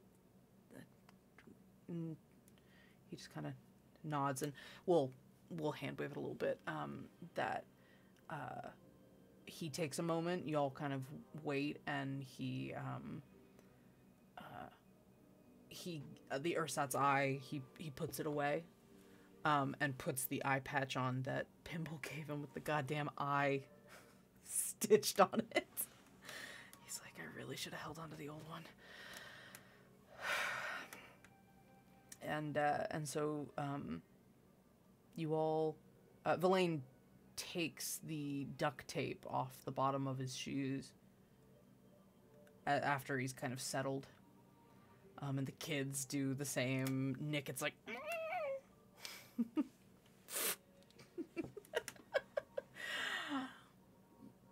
Pyro's like, we told you. Thanks. And so there's a little bit of hair missing on their wrist. Just a little. And you're in this massive kind of root-filled forest. There's still a little bit of fog, but I mean the roots themselves are kind of dense enough to block a lot of your view. So What time is it right now? It's hard to tell because it's overcast. It's just cloudy and dim. There's very little sunlight in the forest. The canopy's very thick. Okay. You've been outside the wall for probably like a half an hour, maybe. So it's probably still midday, or like a little later than midday. All right. So we got. Go ahead. I was just gonna say, before it gets any darker, we should probably find a safe place to hole up for the night. What's safe? Not being trampled. I'll settle for that. That's a whole existential question we really can't address right now. We Yeah, should just that's try kind to of find why I some brought it up. point. All right, let me rephrase. A somewhat more secure place to hole up for the night, rather than just where we're sitting right now. Toshi looks up at the roots. Well, you could just like put fabric or something around the roots. Like they're pretty strong. Kind of kicks one of them. Like it's basically like another tree trunk. Some of them are the width of tree trunks. Like they're like big ass roots. I mean, if we could find something that is like enclave, either made by Sure. the roots or by stone or by anything. There are a number of places in this area that you could justify saying like, oh, okay, so these trees, their roots sort of molded together, they grew and twisted together, and there's almost a bit of an alcove. There's a lot of spots like that. You might need to like cover one entrance or so. Eventually, if you start looking through, you do find pretty close to what you're looking for. All right, we just gotta be careful and decide how far into the woods we want to go before we find a spot to rest. Especially because, I mean, I'd probably be all right, but I'm guessing that you guys would like a fire so you're not cold. Ideally, yeah. And the smoke's going to be visible if we're too close to the tree line. Do you think like a half hour? They didn't follow us in here, so I Well, think they that probably- they get a little tripped up. Yeah, they'd probably crash into all the roots. But even so, we don't know if they could send something else after us, so we should try not to be too visible from the tree line if we can help it. well, we could. I mean, this might require a little bit of extra work, but couldn't we dig down a little bit, set the fire a little lower in the ground, and then put something over it so the smoke doesn't go straight up, but it kind of dissipates out instead? Like a chimney. Yeah, Mhm. I've done that once, especially when you you dig two little ones and then a tunnel right between them, and then you build the fire in one, and the other one is kind of like it funnels, and so it keeps it real hot, and it. Sure. I've been camping. All right. Who wants to help Harlan do that? Ooh, it's a survival check because Beza? Beza will help him. Harlan, go I- ahead and give me a survival check with advantage because Beza is helping. I'm an idea man. I I'm just- gonna execute. Ironically, my nature and survival are zeros. 22. 22. My survival is one of my highest skills. There you Hey. go. So yeah, you I will put this out there. I've been starting to do this with some of my other campaigns. We will probably next time you level make a custom skill for each of you, which is basically like what is something you're bad at, but what is a very particular instance you're decent at it, and you'll get proficiency in a custom circumstance that you're good at it. So like Beza, you'd get survival, but specifically camping or something like that. So it would be a specific thing you're good at, that kind of thing. Like a soft specialization. Yeah. Specifically ATP. tracking. Yeah, something like that. We'll say just huntsman skills or something like that. Anyway, just a preview. So, so Harlan, you put together this this little fireplace or fire pit space with a venting shaft up in the dirt, and yeah, so you make this little already with the alcove of the roots protecting, and you've dug this little hole, and it's kind of cozy. There's this little space. It's a little peaty, a little dirty, but the kids open up the and rip up a little bit the mechanic suits and put them on the ground like little blankets. Toshi and Nickit share one, and they put another one down on the ground, and you guys just kind of hunker down a bit. Beza tries to find dry wood. So you climbing out looking for dry wood? Mm-hmm. Go ahead and give me a give me another survival check. Sorry.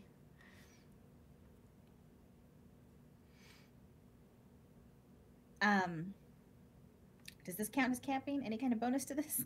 Oh, we haven't done that yet. We'll say Toshi helps. Toshi climbs out and helps. So go ahead and take advantage. Okay, that's good.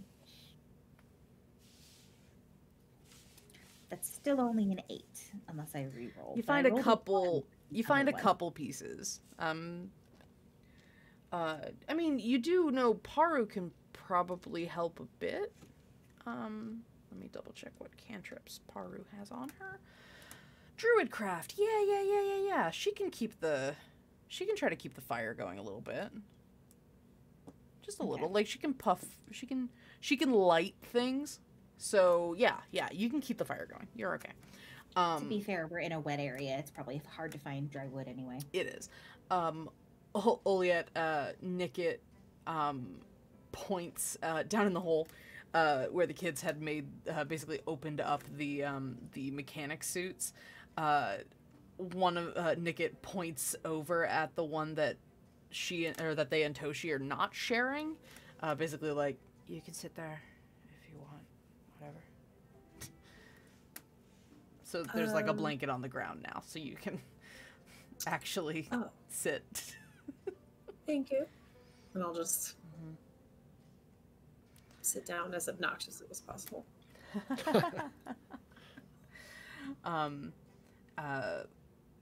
Villain is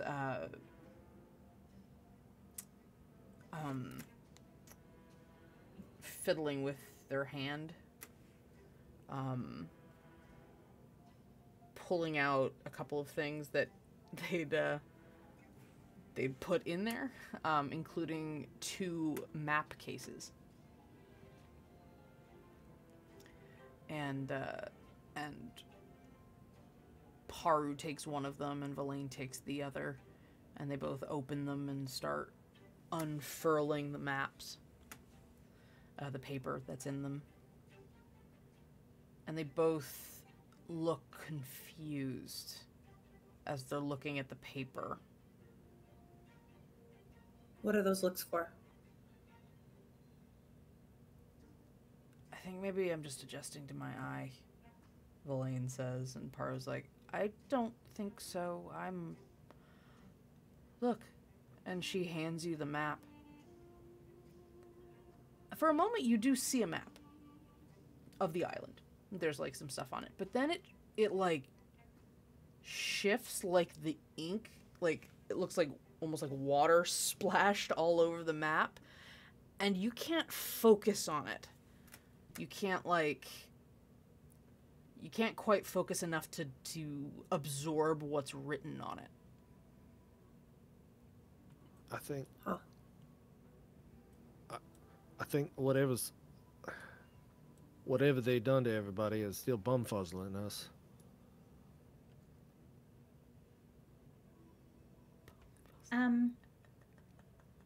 Should I try looking just in case? I mean, technically, I'm built a little different. I don't know if it's going to affect me the same way. Villain offers Beza. you the map. Their map. Beza takes a look just in case. Same thing. Kind of hard to... Especially the name on the top left is very hard to look at. Like, kind of makes you a little dizzy trying to look at it. And then the map itself is just not... It's like... It's like you're looking at a Photoshop file and someone's just fucking with all the layers and you can't quite see what's on it. Now, Nope, same problem. Tuck had something that he said that you could, like, hold it out in front of your face and then stop moving it away, No. and something would You- appear. I've never been able to see it. Kyle hasn't either. Magic eyes don't work. I don't care what they say. I don't. But I don't have to. I don't have to do that to do it. I can cross my eyes. Anyway. Yeah, I was gonna say no. Anyway. but maybe it's because we just Maybe So- we're still too close to the wall. that might be. But I was thinking something else. And Harlan's I mean, gonna take his maybe hands not and kind of like cover up a chunk of the map and like No. basically like It's- try to restrict It's like still what he's actually the looking whole thing is still you can't make out what's going on it.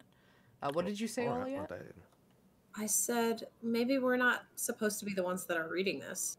Maybe it's not meant for us. Well, the easiest way to check is to get the fuck further away from the chronogram, right? I guess so.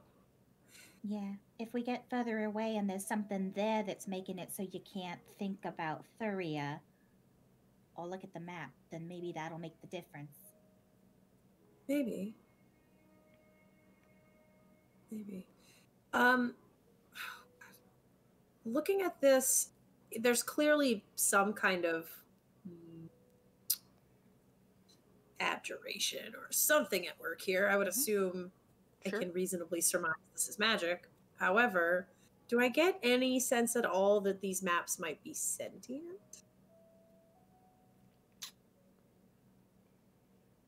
I mean, there's a way to know that definitively. Yeah, there is. I don't have access to that definitive way. Give so- me an Arcana check, I guess. Okay. Oops, it's cocked. Okay, that's rude. That's rude. The dice are not being Arcana, rude to you; they're being 14. random. 14. You know that Paru was looking for a map of Thuria. That was what she was object searching for. And as you're talking, I'll just have Paru fill in some of the blanks for you while you're talking this out. Paru saw a number of things that would have had maps on it. The likelihood of all of those things being the same, it feels like maybe they would have pinged differently if they were anything other than a map of Thuria. Like, a map of Thuria is not the same as a sentient map that can show you things. Like, that's a different object. Sure. And she Okay. was looking for she was thinking about a mundane map of the place. Okay. So That's helpful. yeah, you're not sure that that's what she would have found if she was looking for, unless she was looking for a magic map. Okay. That's Angela bullshit-o. That they're not magic. She's like, please stop this train of thought before this goes. Well, I sickly.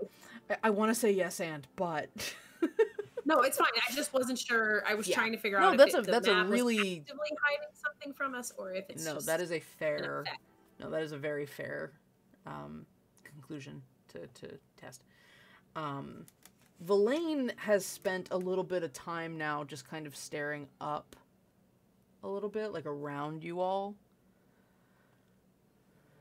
Like, I don't want it to be... I don't want to be obvious, but... Maybe we have to get out of the fog. That was gonna be something I had a question about too. Because we don't know where the fog's coming from or what it is. And can't remember if Pinwheel said it was like a fog blocking the He history. vaguely described it like that. Welcome, Raiders. Welcome, Dark Moon Station.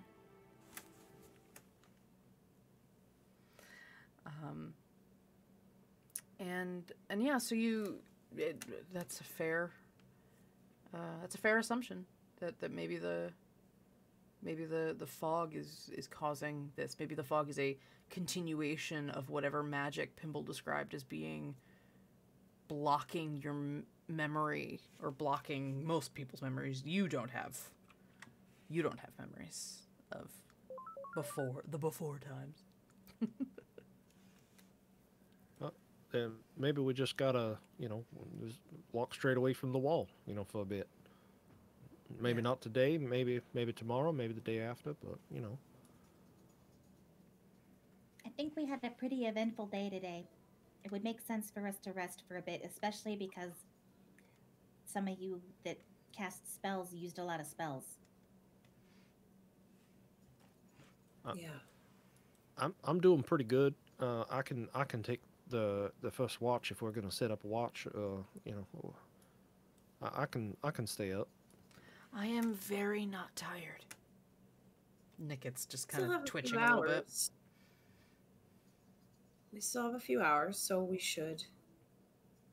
I mean, it wouldn't hurt to get a better lay of the land. We also don't really have any. Well, I mean, did you find anything useful on the train besides the nuts and bolts?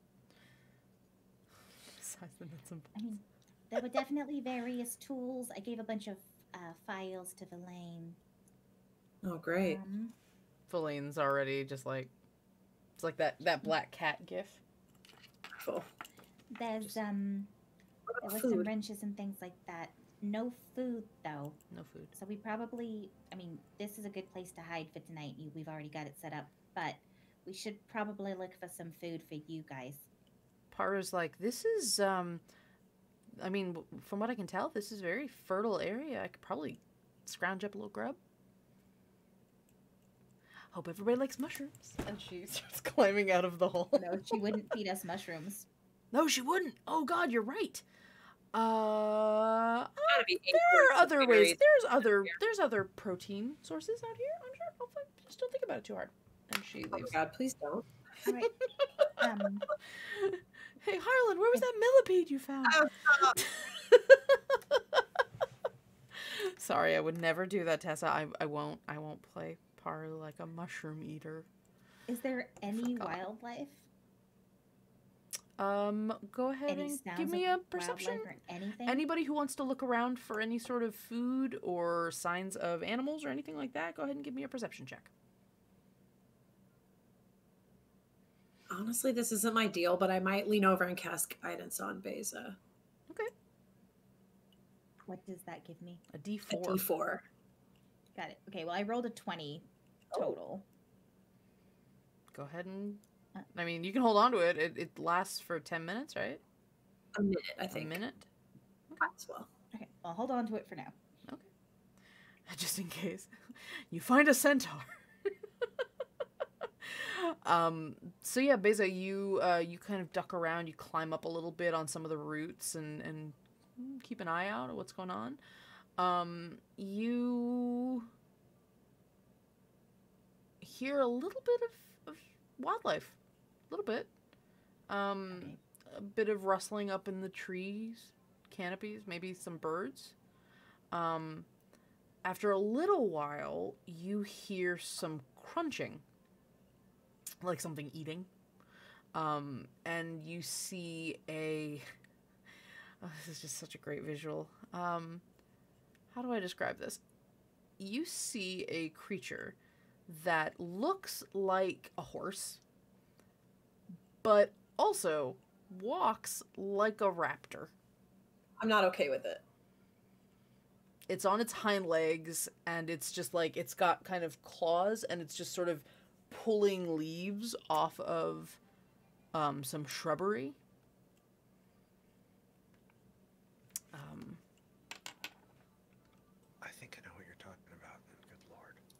it by itself? It is by itself. Okay. She's gonna... How dangerous does it look? It's eating plants, right? So It is eating plants. Right. I'll put a picture up, but you're not gonna thank me. Chris is not gonna thank me. Okay. Well, Beza's gonna take a shot at it with her bow. Okay. Go ahead and roll an attack. How far away did you get? Is anybody with Beza? I should ask. I'm not. It's not me. She's up in a tree. She probably wandered off a little bit, trying to track the sounds of creatures to look for food because you people need to eat.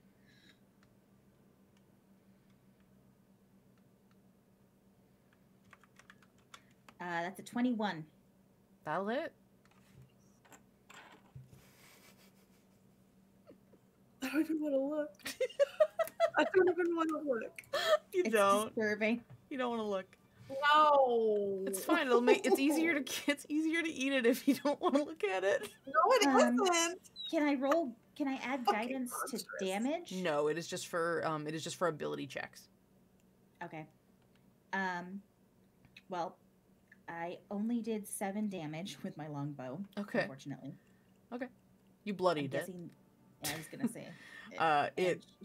It makes a snarling sort of whinny and then starts.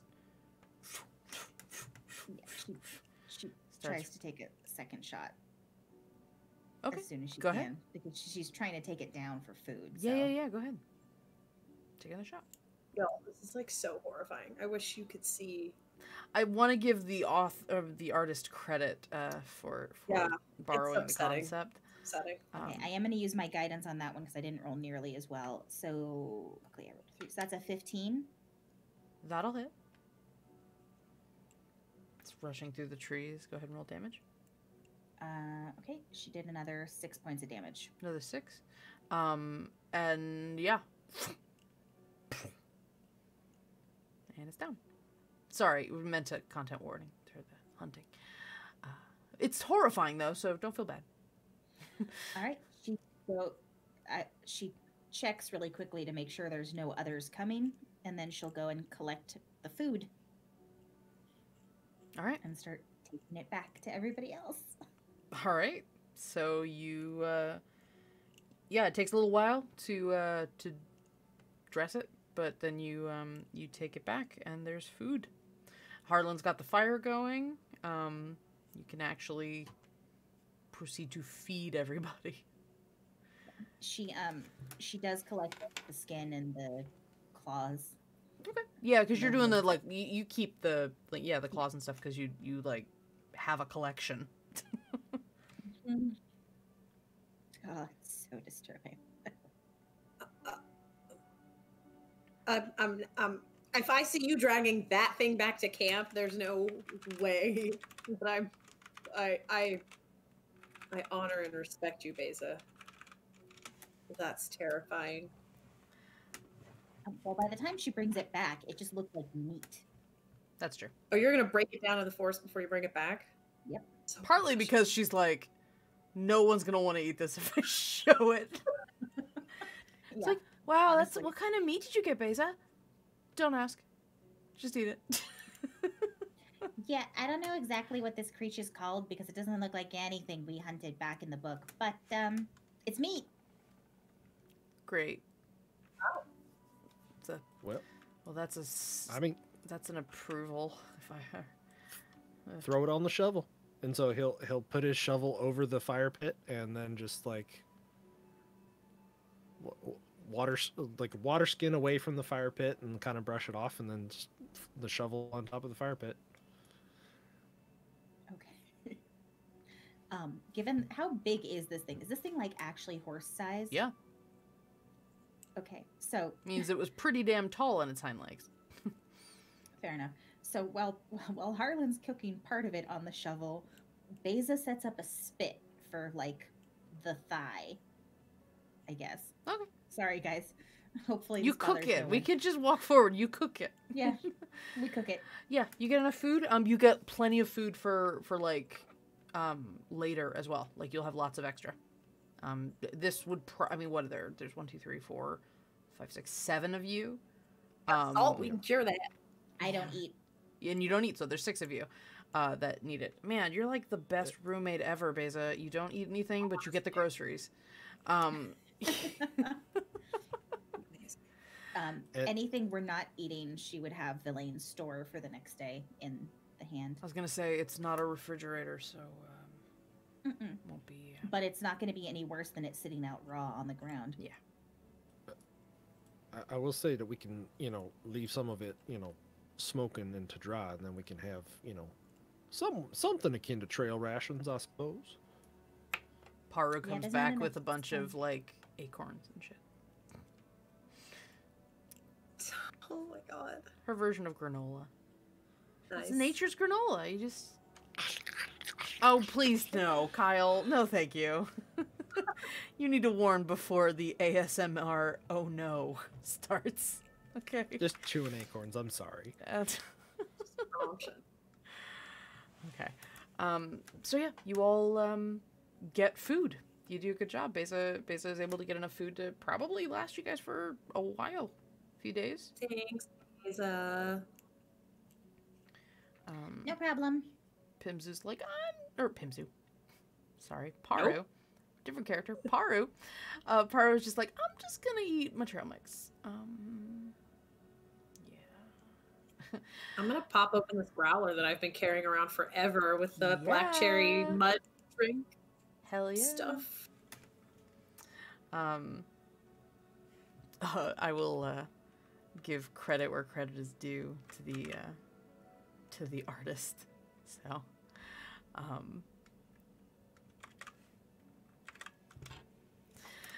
so anyway, you settle down a bit for the night, I assume, if you're not gonna do anything else out in the woods. Aldia, you had said about getting kind of the lay of the land a little bit. Yeah, probably while Beza is out doing her thing. Do you go up?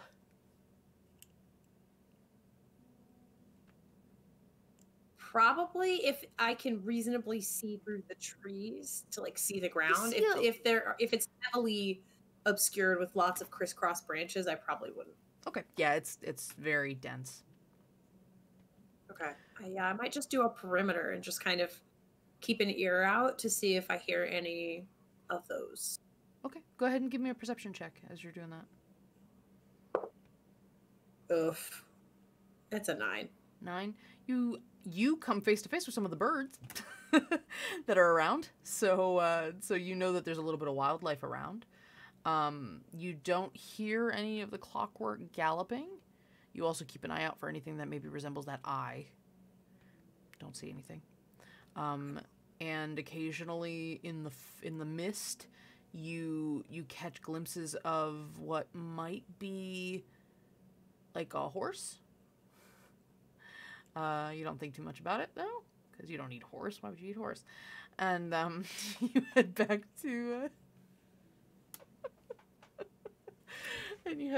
to the camp. I hate it so much. And then you have the beer. I never know what's gonna set people off. I don't know. I It's thought not they're like cool I am looking. triggered in a date, like I just bleh, like bleh. Horses are already weird. Like Oh, okay. made See, I them didn't know you were on that level already. Okay, I mean, they're fine. They're just weird alien creatures. They but are. It's fine. with toes for feet. Yeah. It's fine. Yeah. In Yeah, I'll case anybody probably- didn't know that, that hoof. That's a toe. That's not a foot. It's weird. Look at their Yeah. skeletal structure. It's definitely their toe. Horses are weird. They're pretty, And then but they're Kyle weird. goes through an existential crisis for a moment. We'll just let him process that, and we'll move on. So For everybody but the kittens, I will offer some of this growler as well while we're just chilling out. yeah, Max this was what was that? That was a beer. It was the mud from Oh Haru's. yeah, sticky mud Growler premium or of it, of something. the nice stuff, yeah. Yeah, it was like top shelf sticky mud. So yeah, it's like syrupy and like boozy. Perfect. That's all you need. all I need. a little umami to it. Don't think too hard about it. It's like drinking Worcestershire. Delicious. Delicious. But thick. Yeah, you're welcome. You think something called sticky mud's gonna taste good? Like gonna be awesome?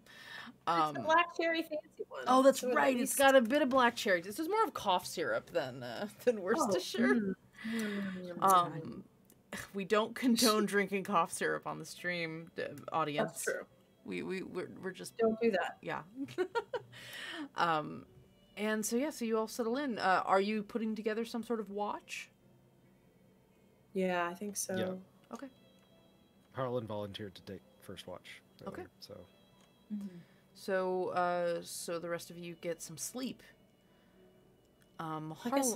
Oh, go ahead. Oh no, I was gonna say Aliette will probably offer to take the last watch. Okay. Yeah, that's it. Yeah, Beza will take whatever's left because she doesn't really have to sleep the same way they do, so That's true. it won't bother her sleep cycle if she has to wake up in the middle of the night. Actually, Paru should take the last watch. I just thought of that, so that she can get her rest technically first. So Oh yeah, because she needs a full rest. she needs a full rest. All So right, I would say I'll take the second watch then after Harland. I'll just curl up right next to him on the ground. Okay.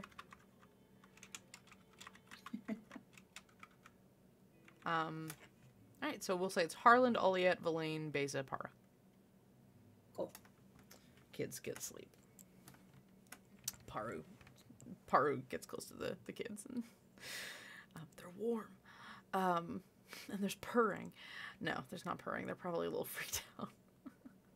Fair. So Harland, go ahead and actually, everybody give me a perception check. We'll try to do watch relatively quickly.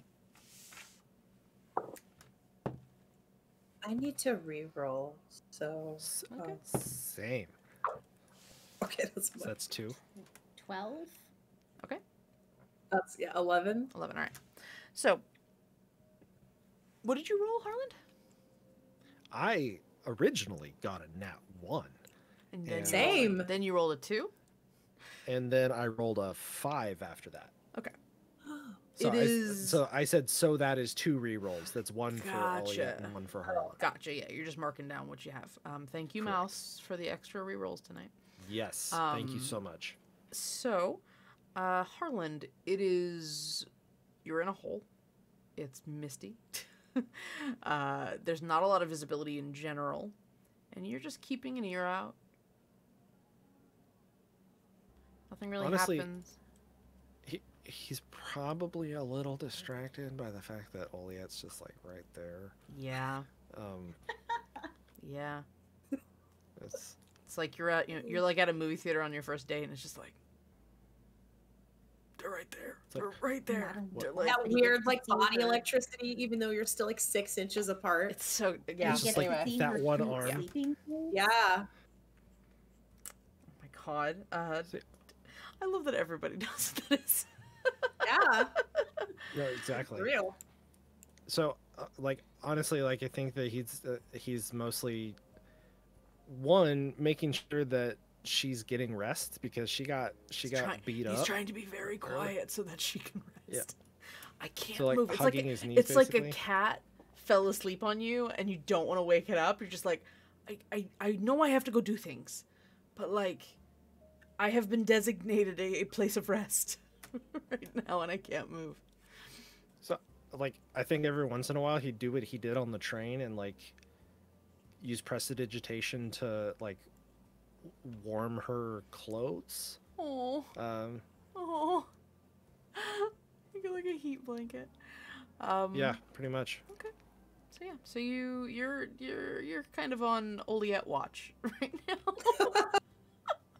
Wow. All right, and your watch goes by distractedly. Nothing happens, and then you kind of, I don't know how you're keeping track of time, but we'll just say someone has a watch. or a pocket watch, and There was probably in the duffel bag. yeah, metronomes. Oh yeah, there were redundant watches. Good job. And so when the time comes, you wake Oliet up to switch watch. I think before he would have made sure it's like, so when which one points at which one. Oh my god. Yeah, someone would have taught him how to read time. It's like he recognizes shapes, and so like, you know, if it's this angle or this angle or that angle, you know. Somebody would have busted. Oh, you know what? Nickit pulls out like a piece of chalk and goes, "Okay, so you want the big hand right here, and the little hand right here. And All when right. that happens, that's when your turn's up." Well, that doesn't seem like very long. There's only 4 of them. It'll go by a lot slower than you think. And it does, the narrator says. And it did. So yeah, so you switch with Oliet. So you have to wake her up and Yeah, so just like take over? we'll like gently brush some hair off of her ear and like just grab her shoulder and be like, "Hey, hey, it's your turn. I'm not sure what it's. I'm sorry, I didn't know." so delicate, so so demure. So genteel. Hey you. Okay. Yeah. Okay. Thanks. I didn't know how to. I forgot to ask you how you wanted to wake up, so I just did what I'd always gotten. So it's. And that's God. probably a conversation we should have in this group setting. So don't worry about it. All right. Let's just get up. Okay, new favorite moment. Anyway, so yeah, so Yeah, I'll Elliot, take my one. so Elliot, you take watch. It's dirty here. You're in a hole. Plus, I'm keeping my eyes peeled for the horses because I know you just hinted that it was a horse, and I don't know what it is. But there's something just in my bones that tells me I don't want to deal with whatever that thing I mean, is. they got big mouths and they were kind of like. To be fair, they're still herbivores. I've decided that fair. mine are herbivores. And yeah, so you listen and you hear some birds. There's some like maybe nocturnal birds flying around. Maybe they're bats. Kind of hard to tell. You hear some squeaking, basically, up in the sky. There's bugs. At Cat's house. What? Cat's house with the bathrobes, and the tubs, and the kitchen. That's what I'm thinking about during my Shower watch, I turns think. into a sauna. Go back to my happy place. At one point, you catch a little movement in the campsite, and you see Toshi do one of those cat stretches, like his toe sticking out. And then he kind of curls up again against his sibling. Does he sleep with the paws wrapped up to his chest and like the? Toshi sleeps like a shrimp. Her little cheeks pushed up against the other wood. Nickit looks a little more like whatever, but as they're sleeping. But Toshi's all full kitten mode right now. Yeah, big stretch. You think that in your head, Oliet? Oh, big stretch. Good job. I don't mean to infantilize the teenagers, but they're kittens. I mean, They're cute. It's too late. yeah. They're our sweet babies. That's probably the most eventful thing that happens during your watch is Toshi doing that. And then it's time for you to wake Verlaine up. Verlaine is kind of off by themselves, kind of curled up with their. You guys had uniforms on. Oh, that's right. I'm gonna say for a lot of you, you probably put the uniforms on. Some of you put the uniforms on over your outfits, but you did have the stuff. I don't remember who had it. Oh, Villain had it. Villain, okay. This whole time as you're setting up camp, Villain retrieves all your clothes out of the hand. So you have all your clothes. But Villain's using one of the suits as a a blanket. And kind of curled up away back to the fire, back to the group. Just sort of a little small, just a little curled up. Yeah, I'll just tap them on the shoulder. It's your turn. It's really kind of dark and shadowy where they are. And they glance up and you just kind of hear a little like, I can see you. Fucking Pimple. Does it still hurt? No, it's gone down a little. I haven't put it back in. It's just the eye patch you see with the eye, and there's just like this little glimmer of just a little shimmer on it. Oh, nice. That's pretty neat. Yeah, he's got his other eye closed as he's just looking around. That's weird. It's like there's no color. You don't have any color. And he kind of like looks at you funny, like you're not blue. You're a shade of gray, probably, to his vision. Well, this is what I would look like in an old story, I guess. Yeah. Sorry. Yeah. Yeah. I should probably put it back in. Well, I wouldn't say strain yourself. It's been pretty quiet. If you can see, then I don't see any reason to push yourself. That's true. The dark vision's probably better anyway. It's kind of weird. It's a little like this is me, and I don't think the tech is this complicated, but it's like, you ever go to like a 3D movie, but you're only wearing like one side, you're wearing the glasses, and it's just really disorienting to have regular vision on one side and like weird color on the other. It's kind of what happens. I gotta close my eye to make it decent. But yeah, that's a good idea. Thanks. You can go get some sleep. You do notice that they gesture kind of vaguely over to where Harland is sleeping. You can just like, you know.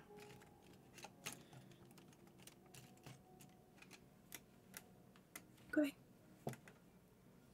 And he kind of just stretches out a little bit, and you hear a little bit of the movement of the hand, a little like tapping, like as he kind of fingertips to the metal pieces on the palm.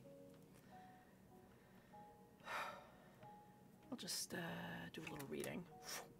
Pulls out one of the big tomes that Never gonna get sick of that.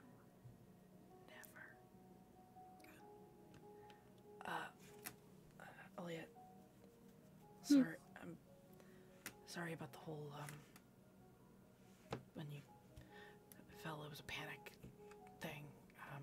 I wasn't gonna keep you there. I knew it probably wasn't a good idea. Just needed you to, not hit the ground. I mean, that's fair. I hear that. It's weird in there. Sure, I can imagine that. There were a lot of books, and everybody's clothes. That's true. It was like a real weird, weirdly like a really weird party, but one. Never mind. Well, it's like when you don't mind like a hallway closet and you just throw stuff in there over the course of the year, and then you need one thing out of there and you open it and all the shit's all over the floor. Yeah. It's a lot like that. He was gonna say it sounds like a party that you'd kind of be into. I mean, everyone's clothes everywhere and there's books. Clothes, book everywhere, books everywhere. Oh my god. Anyway, he's not sure if that's a joke you can make with each other yet. So he didn't say that. Okay, so all right, so we're good. Yeah. Okay, it's fine. Good. But let's keep it as like 911. Oh, that 911 doesn't exist. Emergency situations only. Of course, yeah. I don't think there's air in there, so yeah. Oh, that's good to know. Glad you're Okay, well, feeling better. yeah. I mean that's Paru, but that's not me. I didn't do anything. Anyway, okay. I'll just go. They I don't both- think Aliette is super certain about like the level of. We haven't had this conversation as a group yet, so I'm not gonna get too. I'm just gonna snuggle up near Harland. Okay. Not. Yeah, you're not spooning him. You're just I don't know. We don't really know. Harlan 100% little spoon in my head.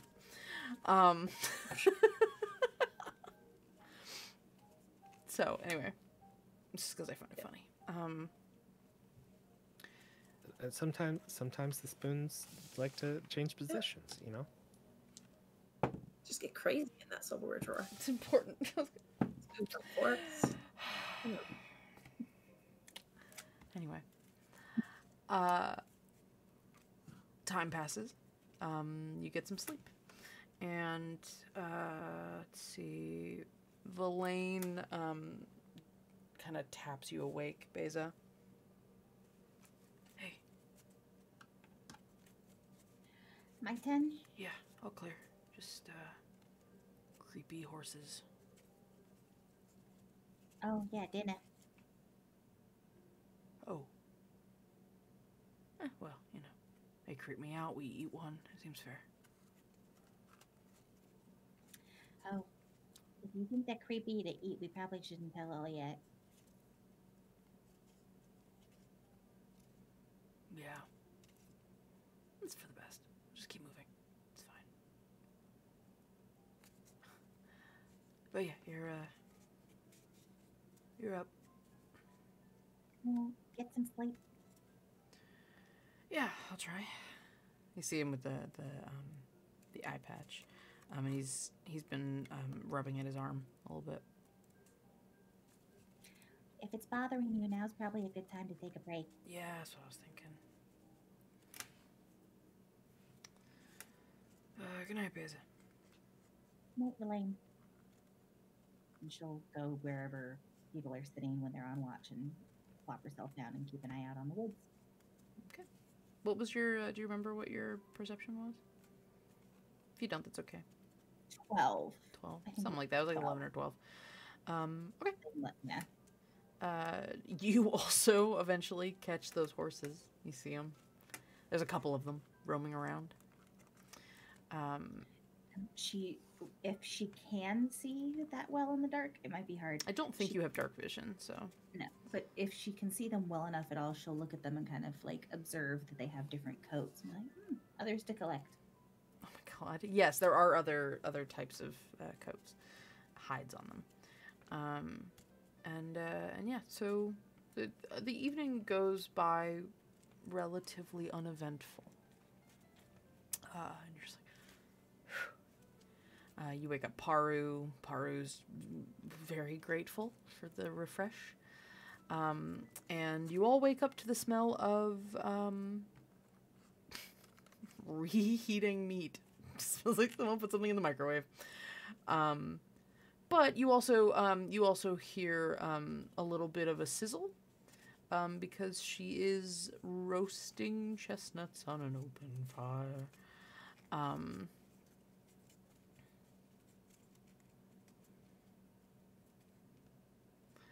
Verlaine wakes up and is Sans' arm. Has a bit of a pad over where their arm connects to the prosthetic, and has the prosthetic in their other hand, and they're kind of fiddling with it, trying to get it to work.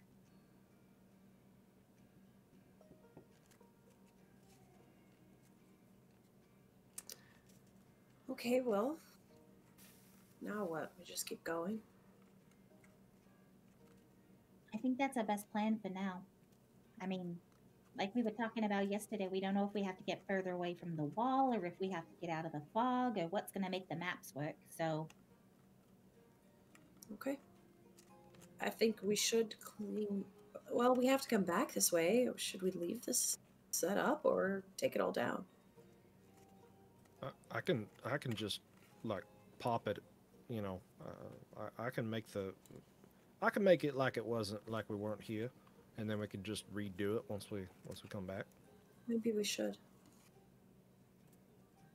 Paru chimes in. Yeah, if no one's supposed to be out here, maybe there shouldn't be any evidence that someone spent any time out here. That's a good idea. Holland, when you're putting everything back the way it was, make sure to like move the dirt around so that all the ashes and stuff from the fire are buried underneath everything. Oh right. He also like puts a little bit of his water skin on the ashes as well, just to kind of like help cool them down. Yeah, sure. You Don't all want to start exhibit a bog fire because they'll never go out. Oh my god. You all exhibit safe camping procedures. Yes. Do we get our badges? Yes, you do. You get a badge. It has Smokey the Owlbear on it. Oh, but I want that badge now. Only you can prevent fireballs. That's gonna cover X amount of space. Did I stutter? I cast Fireball. Alright, so you all kind of wake up a bit for the day. This yawn is psychosomatic. As we're talking about waking up. And you all clean up your campsite and start heading out. You have to orient yourself a little bit. Figure out what direction is away from the wall. That might require a checking up in the canopy and looking around. Okay. So, as far as the trees are concerned, is there one that has like moss on? A lot of them do. Is there like completely covering one side, so like to orient towards north? Because it's kind of, you said that there wasn't a lot of light under the canopies, so it's, I guess it'd be more towards the outskirts that would get there. Well, I will say you have a you're looking for like what part of the tree the moss is growing on, kind of thing. Yeah, basically it's like if we can figure out if the wall is south, we need to walk north, right? Like right. You do remember that on the chronogram map itself, chronogram 2 is at the 2 o'clock. On if the whole island is a clock, it's at 2 o'clock. And there is some land above it. So yeah, if you continue heading north, if you continue heading north, you'll be away from the wall. You might be like walking parallel for a little while, but like you're not heading into it if you head north. So you, I'll give it to you because that was a good idea. You try to find some evidence of what north might be, and start heading that direction, just through the forest. And we will, Harland, could you do me a favor? Yeah. Can you do the thing that you make things clean with and just, is there like a magical shower or something that I can? Yeah, I can tidy you up, but nothing's gonna... Yes, I can tidy you up. Okay. Yeah, can you just, I feel gross. So just like 2 pats, like front and back, and like the clothes are like prestidigitation, just like knocking like a. No, I was gonna say like a knocking dirt out of a carpet, but that's not the right. That's not an the right, unflattering. like, that's an going for. unflattering comparison When to you make. are a parent and you're trying to like get your kid into a jacket, you're a wriggling child, and you just have to like yank it on them I like can't that. put my arms down. Yeah. Yeah, Bex, I wrote it. Oh my god. We were just talking about this last night, Angela. Yeah, I will have official sanctioned cast written fanfic on the Patreon. I will make a note. I will put it on the Patreon with Kyle's permission. As long as it has the appropriate content warnings. It will. Oh, not Buckle that up, one. kids. Not that one. Oh God, no. I meant this season. Oh, that Not one. Not no, I was that talking one. About, Oh my. I was talking about no, that one. No. I mean, we're not a I don't think it would be kid-friendly relevant. Patreon, but we're not. No, we're not going to worry about that. It's No, it's the, no, yeah, no, old we're campaign. We can just let that. See, slide. but We now can just- Beck says that, and now I'm feeling like now we do need dirty fanfic on the Patreon because people will sign up. You know how many people will sign up for smut for a very low cost per month? Like, Tess a is lot of not people. here. Let's not make any overarching director decisions about the Here's- the rating system of our Patreon. No, I'm just like, I shouldn't think about this. Pay the a higher Nerdsmith tier for Patreon. smut. the Nerdsmith Patreon's one thing, but the Shenanigoons After Dark Patreon is another. I'm ready. Oh my god. We just need like a... We'll just set up some sort of like Wattpad account or something. You can get access to the... Oh my god. That'll... Oh, we have to talk... no. We love World Anvil. They're our sponsor. I don't want to test what their... their content restrictions are for patron-only content. Anyway, we love you, World Anvil. So, anyway... Oh my lord. I'm sorry for derailing that. No, I mean, what is this game if not a constant derailing? Kyle, could you do me a favor and roll me a D100? I want to see what kind of books the kids pull out of their do stash as they're kind of goofing off as you're walking. The first roll is a 28. 28. Well, that's fun. The Elementaria Aquatica on water elementals.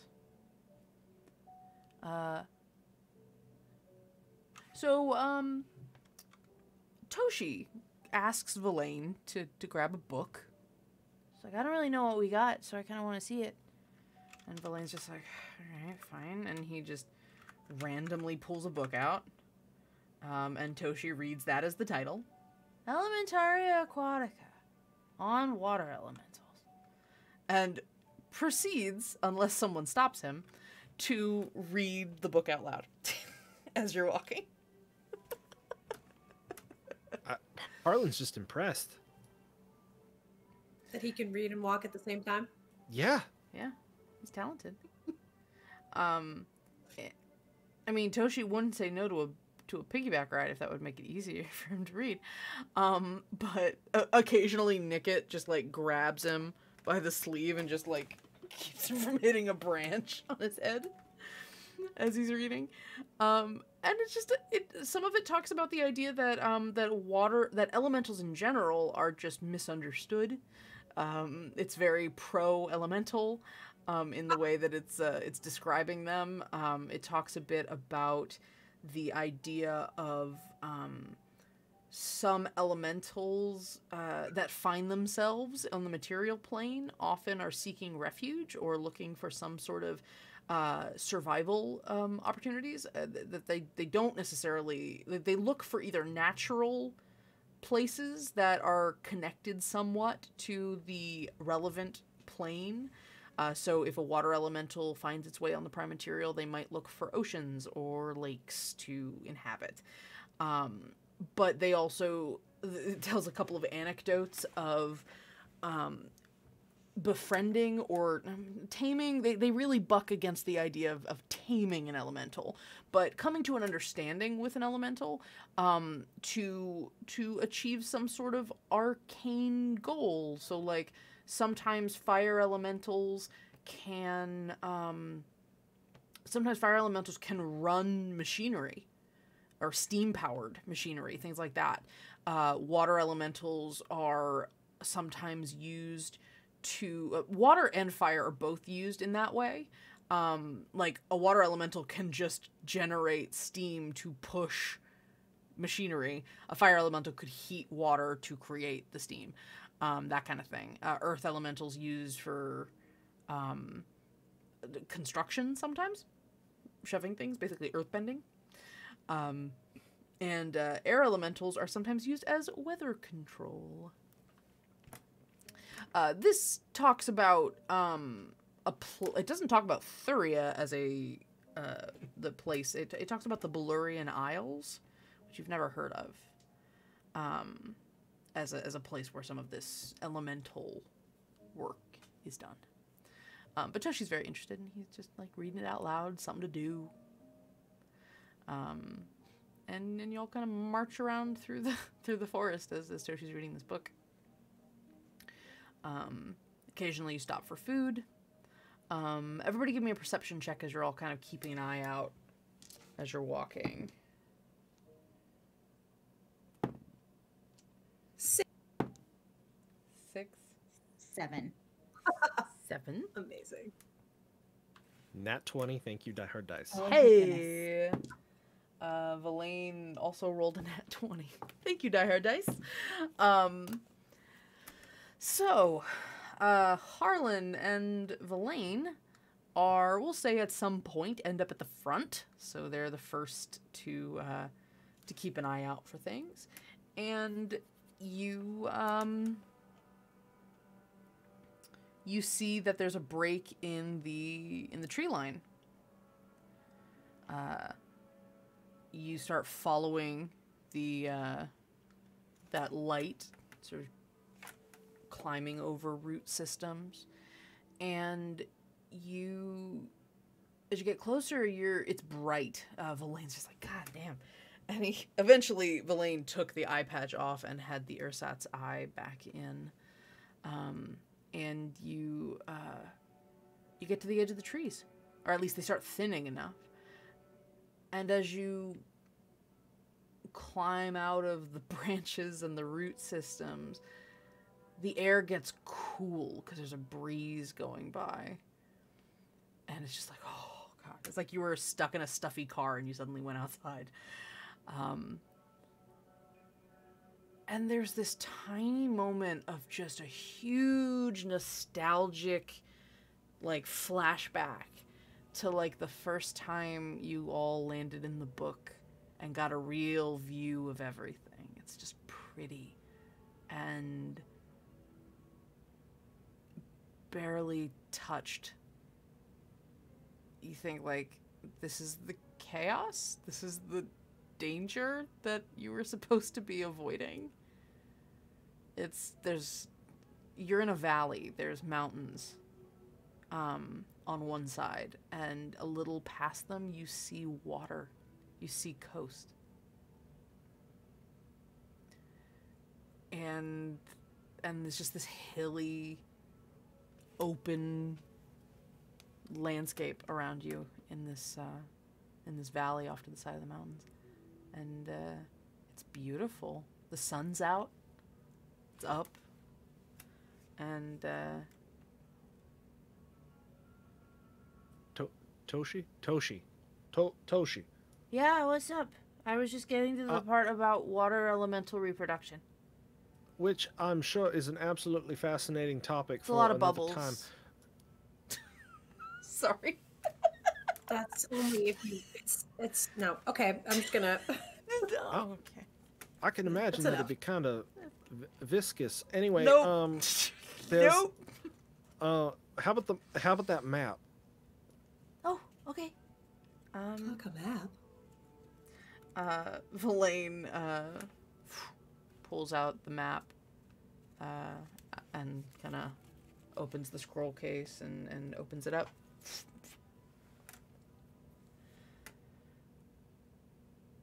Huh. And he turns it and shows you all. It's a map. It's a map of the island.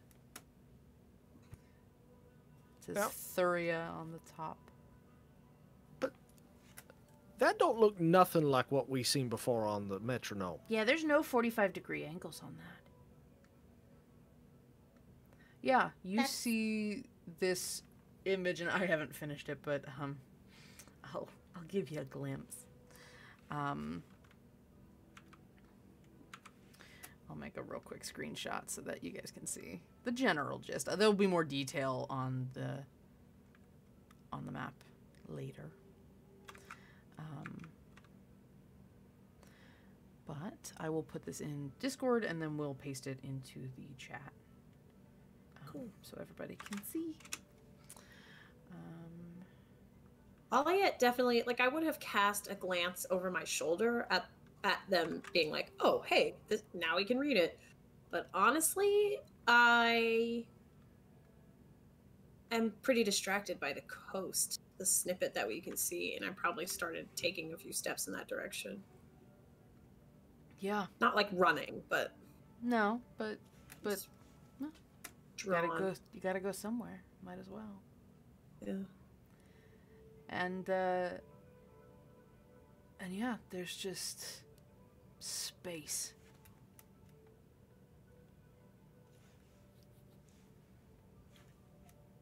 Well, this is beautiful. And Para's like, yeah.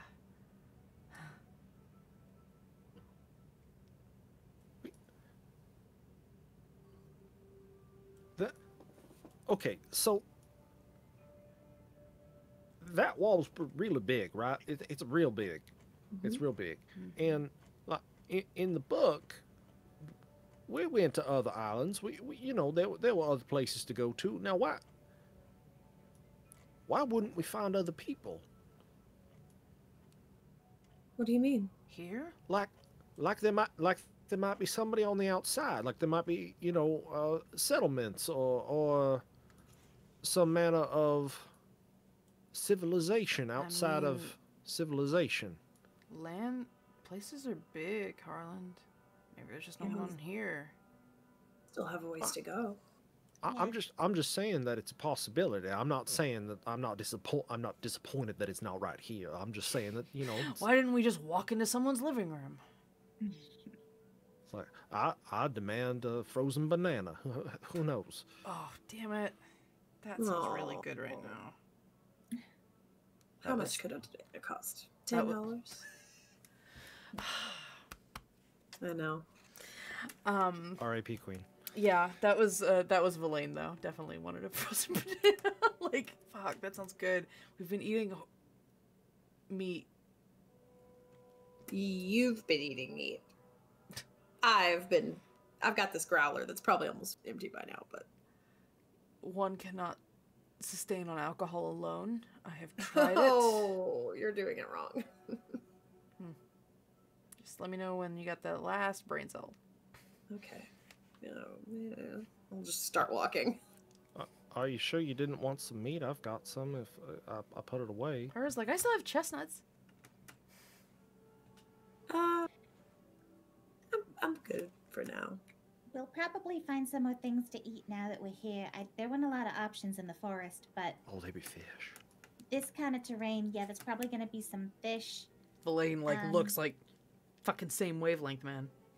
Fish tacos? I don't think I can make a tortilla on short notice. Acorns. But fish. You turn them into a mash and then you bake the mash. Let's camp on the beach. Beach episode. Beach episode. It happened so much earlier than I was expecting. Harlan just rips the bottoms of the legs off of his overalls. We're not there yet. I mean, first of all, great calves. But second of all, we're not there yet. Well, let's head towards the coast, because if we can figure out where we are on the coast versus the map, then we could get a better orientation of where we're going. Like landmarks or something. Right. I mean, there's mountains there, there's mountains there. That's a good sign. And there's water there, and there's water there. So, like, we're here-ish. And it's like it's like this big of a chunk on the map. You don't even have a scale. There's no scale on it. So there's no real way to know how far anything is.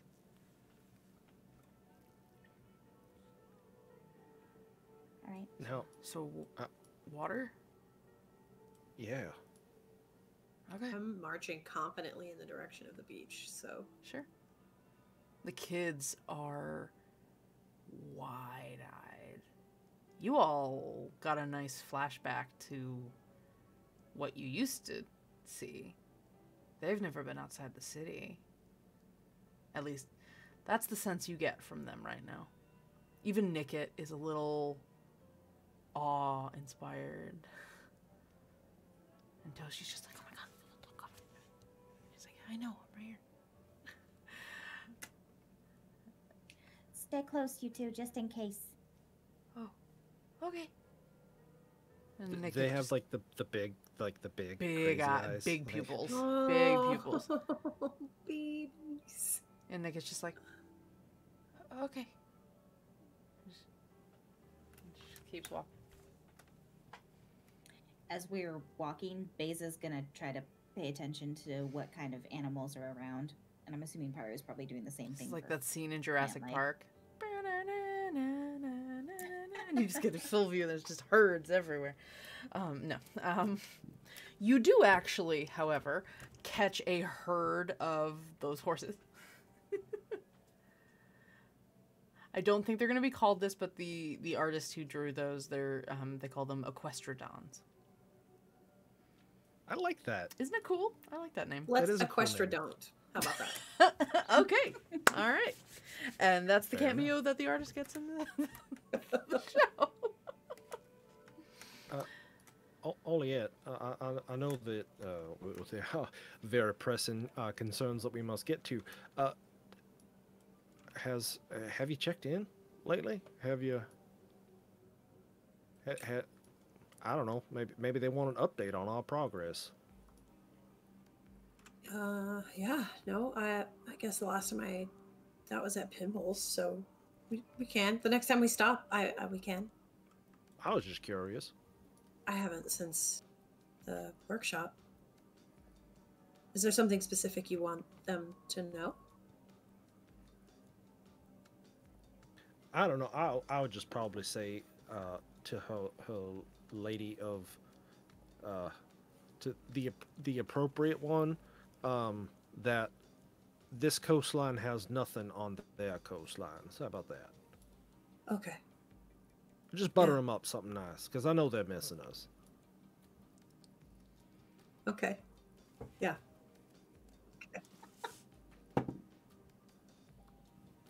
Okay. So I guess the next time we stop, it's, I imagine 15, 20 minutes maybe we stop to Yeah. get water. I'll pull out the book. There is fresh water around. You could go for a river or something.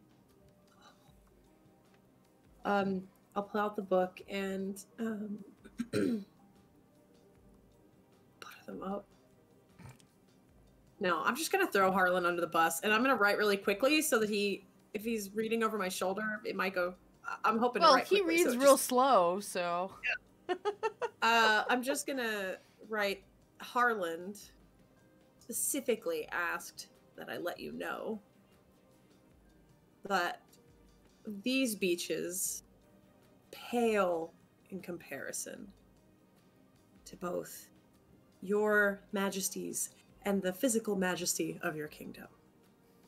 Queensdom. Queensdom. Scratched out. Queensdom. Yeah. Oh, shit. Fuck. Read the room, Oliet. Whatever. A little time passes, and then you get a response. I will let their majesties of beauty and trade know of Harlan's admiration.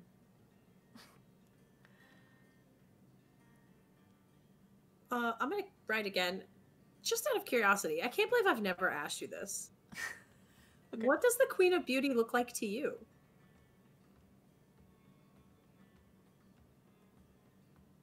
I promise I won't tell. XOXO. There's a little longer of a pause.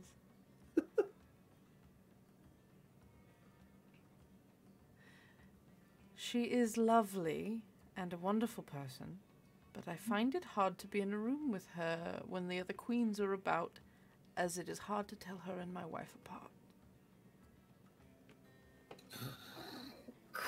Okay. Smooth. Smooth as hell. Okay. Okay. I'm so happy you asked that specifically to her. Yeah. Love her. And Okay. then you get another response real quick after that.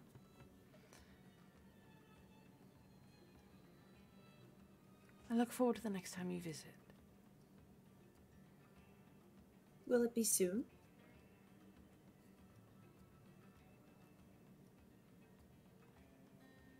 How go your travels? And your traveling party?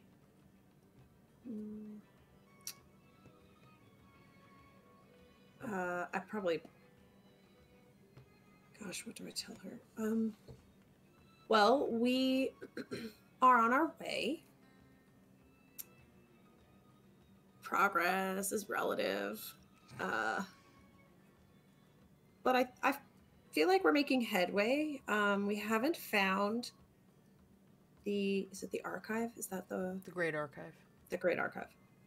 We haven't found it yet. Grand Archive? Grand Archive. It's one of those. Something. The Archive. A capital A. I don't know. I would know it. Sure, Only I I'll would have to know. remember. But we're on our way. And that's it, I think. The big bookery. Thank you, Kyle. It's the book house.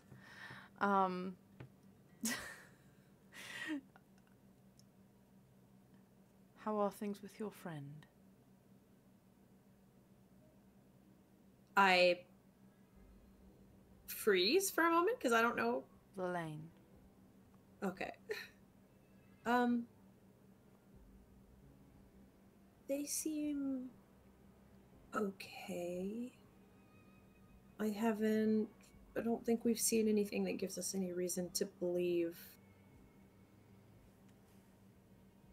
that they are not themselves. However, that was the case before, so I'm trying to keep my eyes peeled.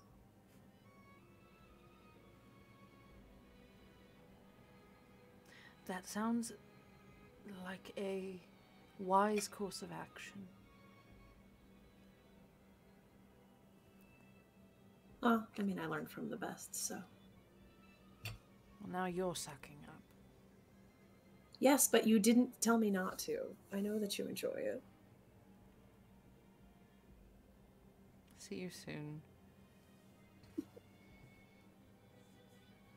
Wait, question. Like she's not gonna hear it. Yeah, go ahead and write it. I know, She right? hears it in her head. Like, go ahead. Wait. Do you waste time writing? Wait. Yeah, I'm like, wait, don't hang up, Oh my basically. god. Can you only see what, or can you only hear what I write, or can you hear what anybody writes in here?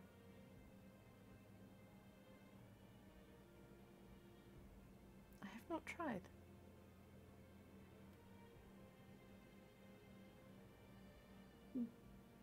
Harland, Oh, yeah. come here. All right. Can you just write anything? Just say hello or write anything on this blank piece of paper. He'll pull out that special quill that he got from Pinball and set it on the page, and it's like,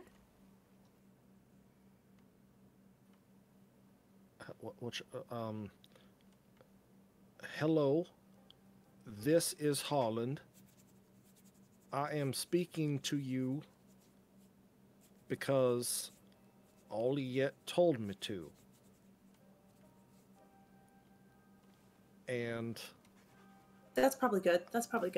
I miss And- y'all. I miss Oh. y'all. Okay. Is that it? This is Holland. This is how. You know, the Furbolg. Fire Branch. Fire Branch Ranch. The tall blue one. You know, I train with Her Majesty of the Folk. Oh my gosh. My Fae social security number is. No, I do not wish to buy a bridge. I am an organ donor. A little bit passes, and then you get a response. It says, I am surprised, Harland. Your writing skills have greatly improved. Well done. Harlan can hear that? You see it written on the book. Okay. What'd she say? What'd she say? Oh, it doesn't work the other. I'll read it. You're doing great. That quill is kind of cheating. We'll wean you off of that, but it works great for now. Thanks, Sugar. I appreciate that. The Brussels sprouts are maple roasted. Just slam the book shut. Just like put it in my bag. And... Just like, I know she said she can't hear things, but just in case. Oh, now I'm just gonna hold on to it and be like, okay, when does Her Majesty of the Word call her sugar? Just to fuck with her. I'll die. I will die. I'll melt into the floorboards and exist no longer. We'll say we end the session as Oliette slams the book shut. Oh, Something I gosh. said? All right, and that is where we'll leave off for tomorrow, or for tomorrow. I wish next week. I know, I wish. Is it Tuesday yet? The only Right? person standing in the way of our dreams is us. So It's true. Trust And me, you don't want to life. run. Yeah, life, schedules. energy, mental health, sleep. Yeah, we do speak from experience when we say that you don't want to run a stream D&D game. Always leave wanting more. Oh, for sure. Yeah. All right, everybody. So that is our session. That's the end of chapter 22, Fugue in Fae Minor. The next week, Tuesday, April 6th, it'll be Happy April. We'll have a new Die Hard featured item, but we will give away our purple copper alloy dice if we can retrieve them from the dreaded, the warehouse that Robert Nice. super glued shut. So Is that the right one? maybe. Yeah. I have two of them that are super similar. Oh. Yeah, that's the right one. It has purple. The other one It's is purple and copper. green. Next week will be chapter 23, Beyond the Clockwork Wall. And we'll hopefully we'll have Paru back, and you all can do a little bit of exploration and maybe a beach episode. Beach day. Thank you so much to everybody who followed or joined us this week. Thank you so much for the raids, Raven and Lonzo Gonzo, and D&D Jordan Leia for the follow. Thank you. And we will hopefully see you all next week. You can follow us here on Twitch or on Twitter at We Are Nerdsmith, and check out all the links below our stream to find out more. If you want to follow or you want to support us, anything like that, we greatly appreciate it. We are so grateful that people like our little show enough. And and thank you, Mouse. Thank you, Mouse, for the rerolls. They were sorely that we used needed. immediately. Yes, they were sorely Yeah, needed we tonight. used So all thank of you. them this session. All right. And thanks again to our sponsors, Die Hard Dice, Eldritch Foundry, and World Anvil. You all are amazing. We're so proud to be even remotely associated with you. And don't forget, with Die Hard Dice, even if you don't win the Purple Copper Alloy, right now until the end of tomorrow, you can still use our 10% off code on dieharddice.com, which is Nerdsmith-MAR, as in March. Nerdsmith-MAR will give you 10% on your whole purchase, but you can also take a look at the Copper Purple Alloy dice yourself. All right, everybody. That's all I have for you this evening. Thank you so much to our players. You guys are amazing. Check the chat. You can find everybody's contact info if you want to follow them on Twitter. And we'll see you all next week. Have a very safe evening. Have a lovely rest of your week. And please do us all a favor and be good to each other. All right. Good night, everybody. To be continued.